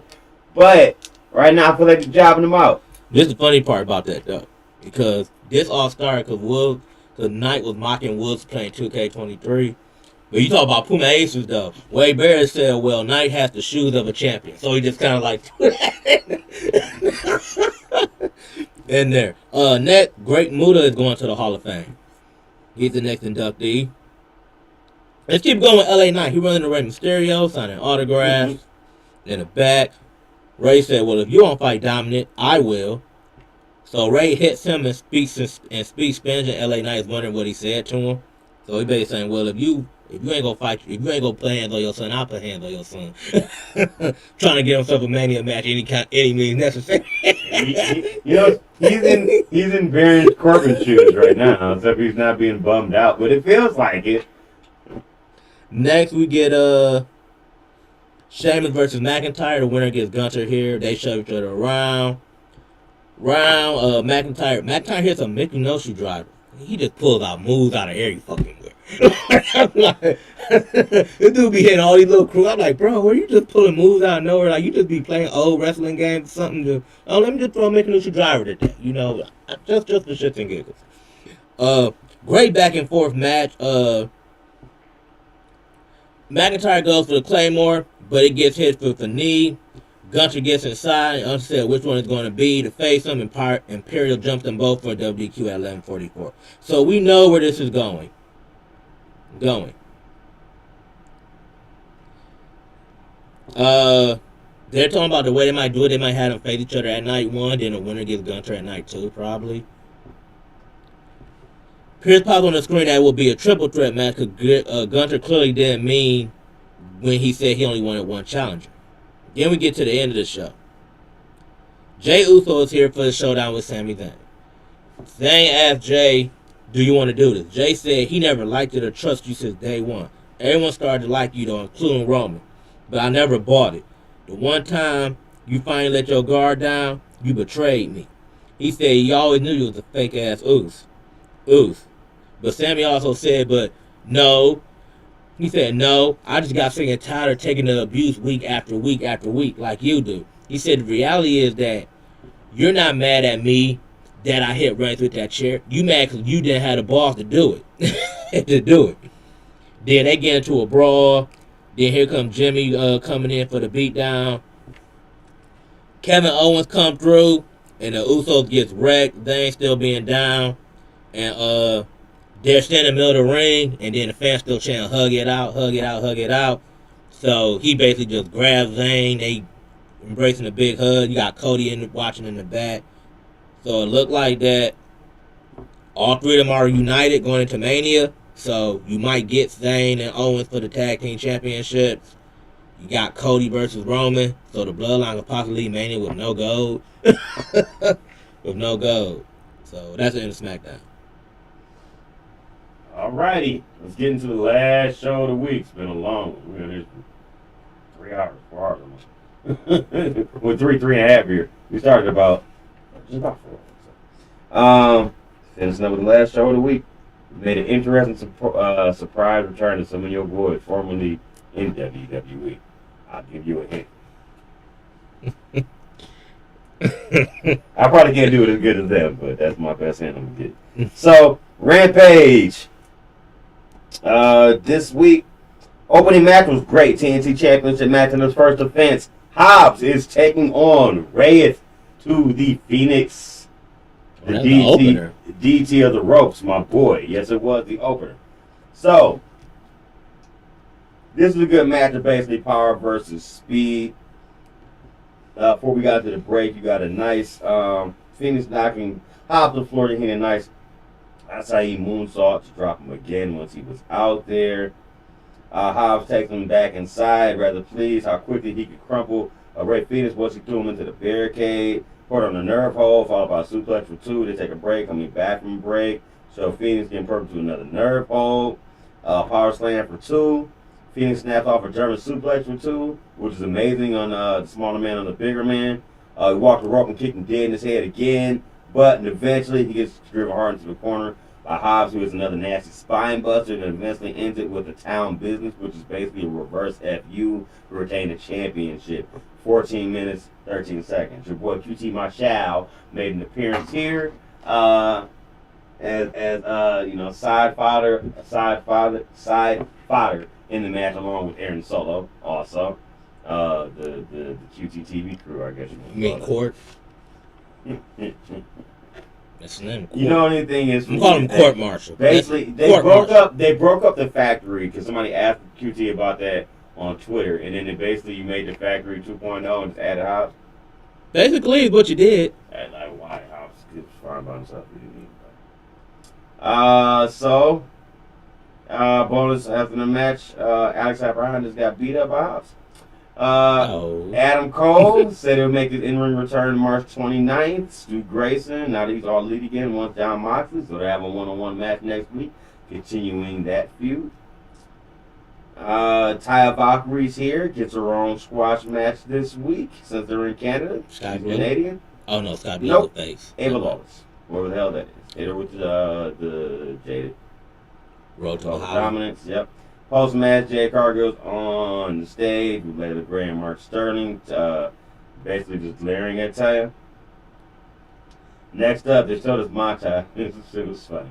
Matt Hardy training Stokely Hathaway for a hook. His counter for a slam was a tickle. It was a tickle at one point. They had him doing all these like weird ass squat thrusts, and then he just got him like eating a cookie. That's a damn good cookie. I think I feel good this week.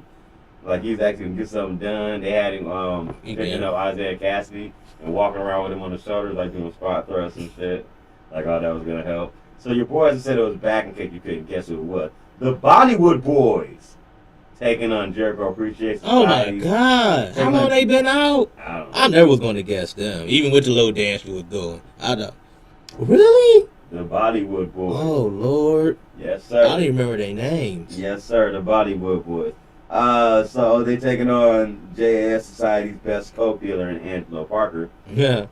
This match ends with a double implant DDC for the victory by the Coke Man and Angelo Parker at about 6 minutes. After the match, they did their own scissoring things. They were trying to get this lane to get down with them. But as it says here in the review I'm reading, it feels like feuding with them is a downgrade for the Acclaim, and as much of a downgrade as you can get after losing the belts. I kind of agree, because they're not really doing shit with Coke Dealer and Parker anyway. Anyway, moving on from there, post-match. No, I'll talk about post-match. Next up, Don Callis greeted Kenosi Kacheska when he came to the airport of Calgary with flowers and a Japanese man dressed in Japanese garb playing a drum. I guess to make him feel more like he was at home. Maybe that happens in Japan a lot. They showcased that it was a dream match that was supposed to happen before Kenny Omega got hurt, now which can. The man who took the Triple I Championship, or actually won the Triple I Championship, after Kenny Omega, not directly from him, but I think Kenny had to, I think he released it once he had got hurt. Anyway,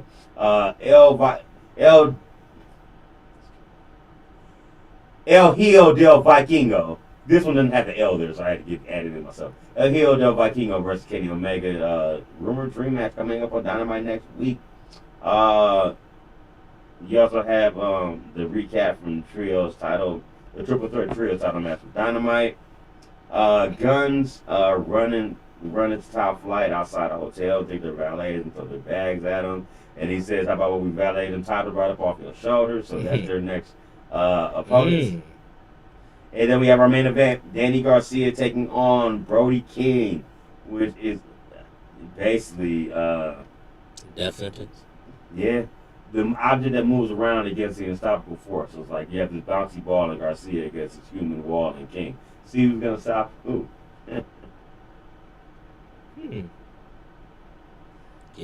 And yeah, but you'll be surprised. The JS comes in to help. I ain't gonna say jump him, but to definitely stun him.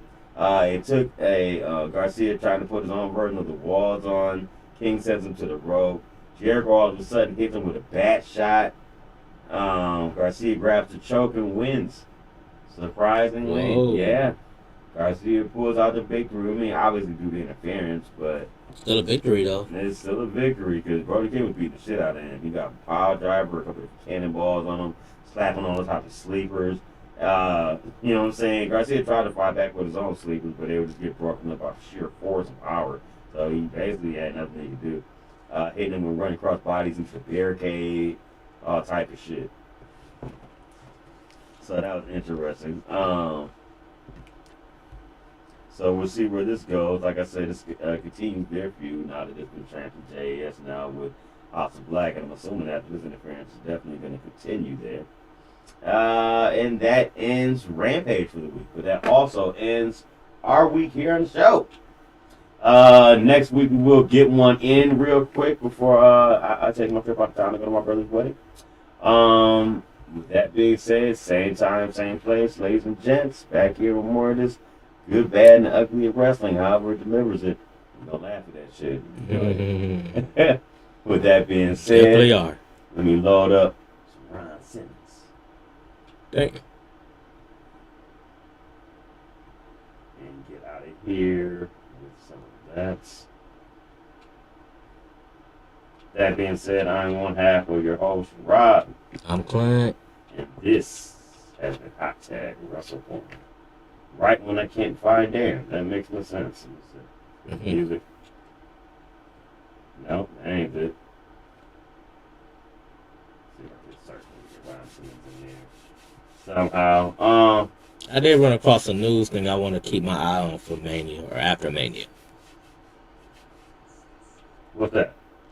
Huh? What's that? I also want to keep it on for after Mania. I'll find out. It's a story that I heard. And it might be good. I don't know though. Well, I think it will be good, but I want to see how they're going to do it. Oh, yeah, speaking of which. It evolves. I said it involves a heel turn. Okay. Well, speaking of which, coming up next week, we also have our predictions for Mania. Both nights will be on next week's show. Oh, yeah. Thinking about it now. Also recapping news and notes coming up into next week.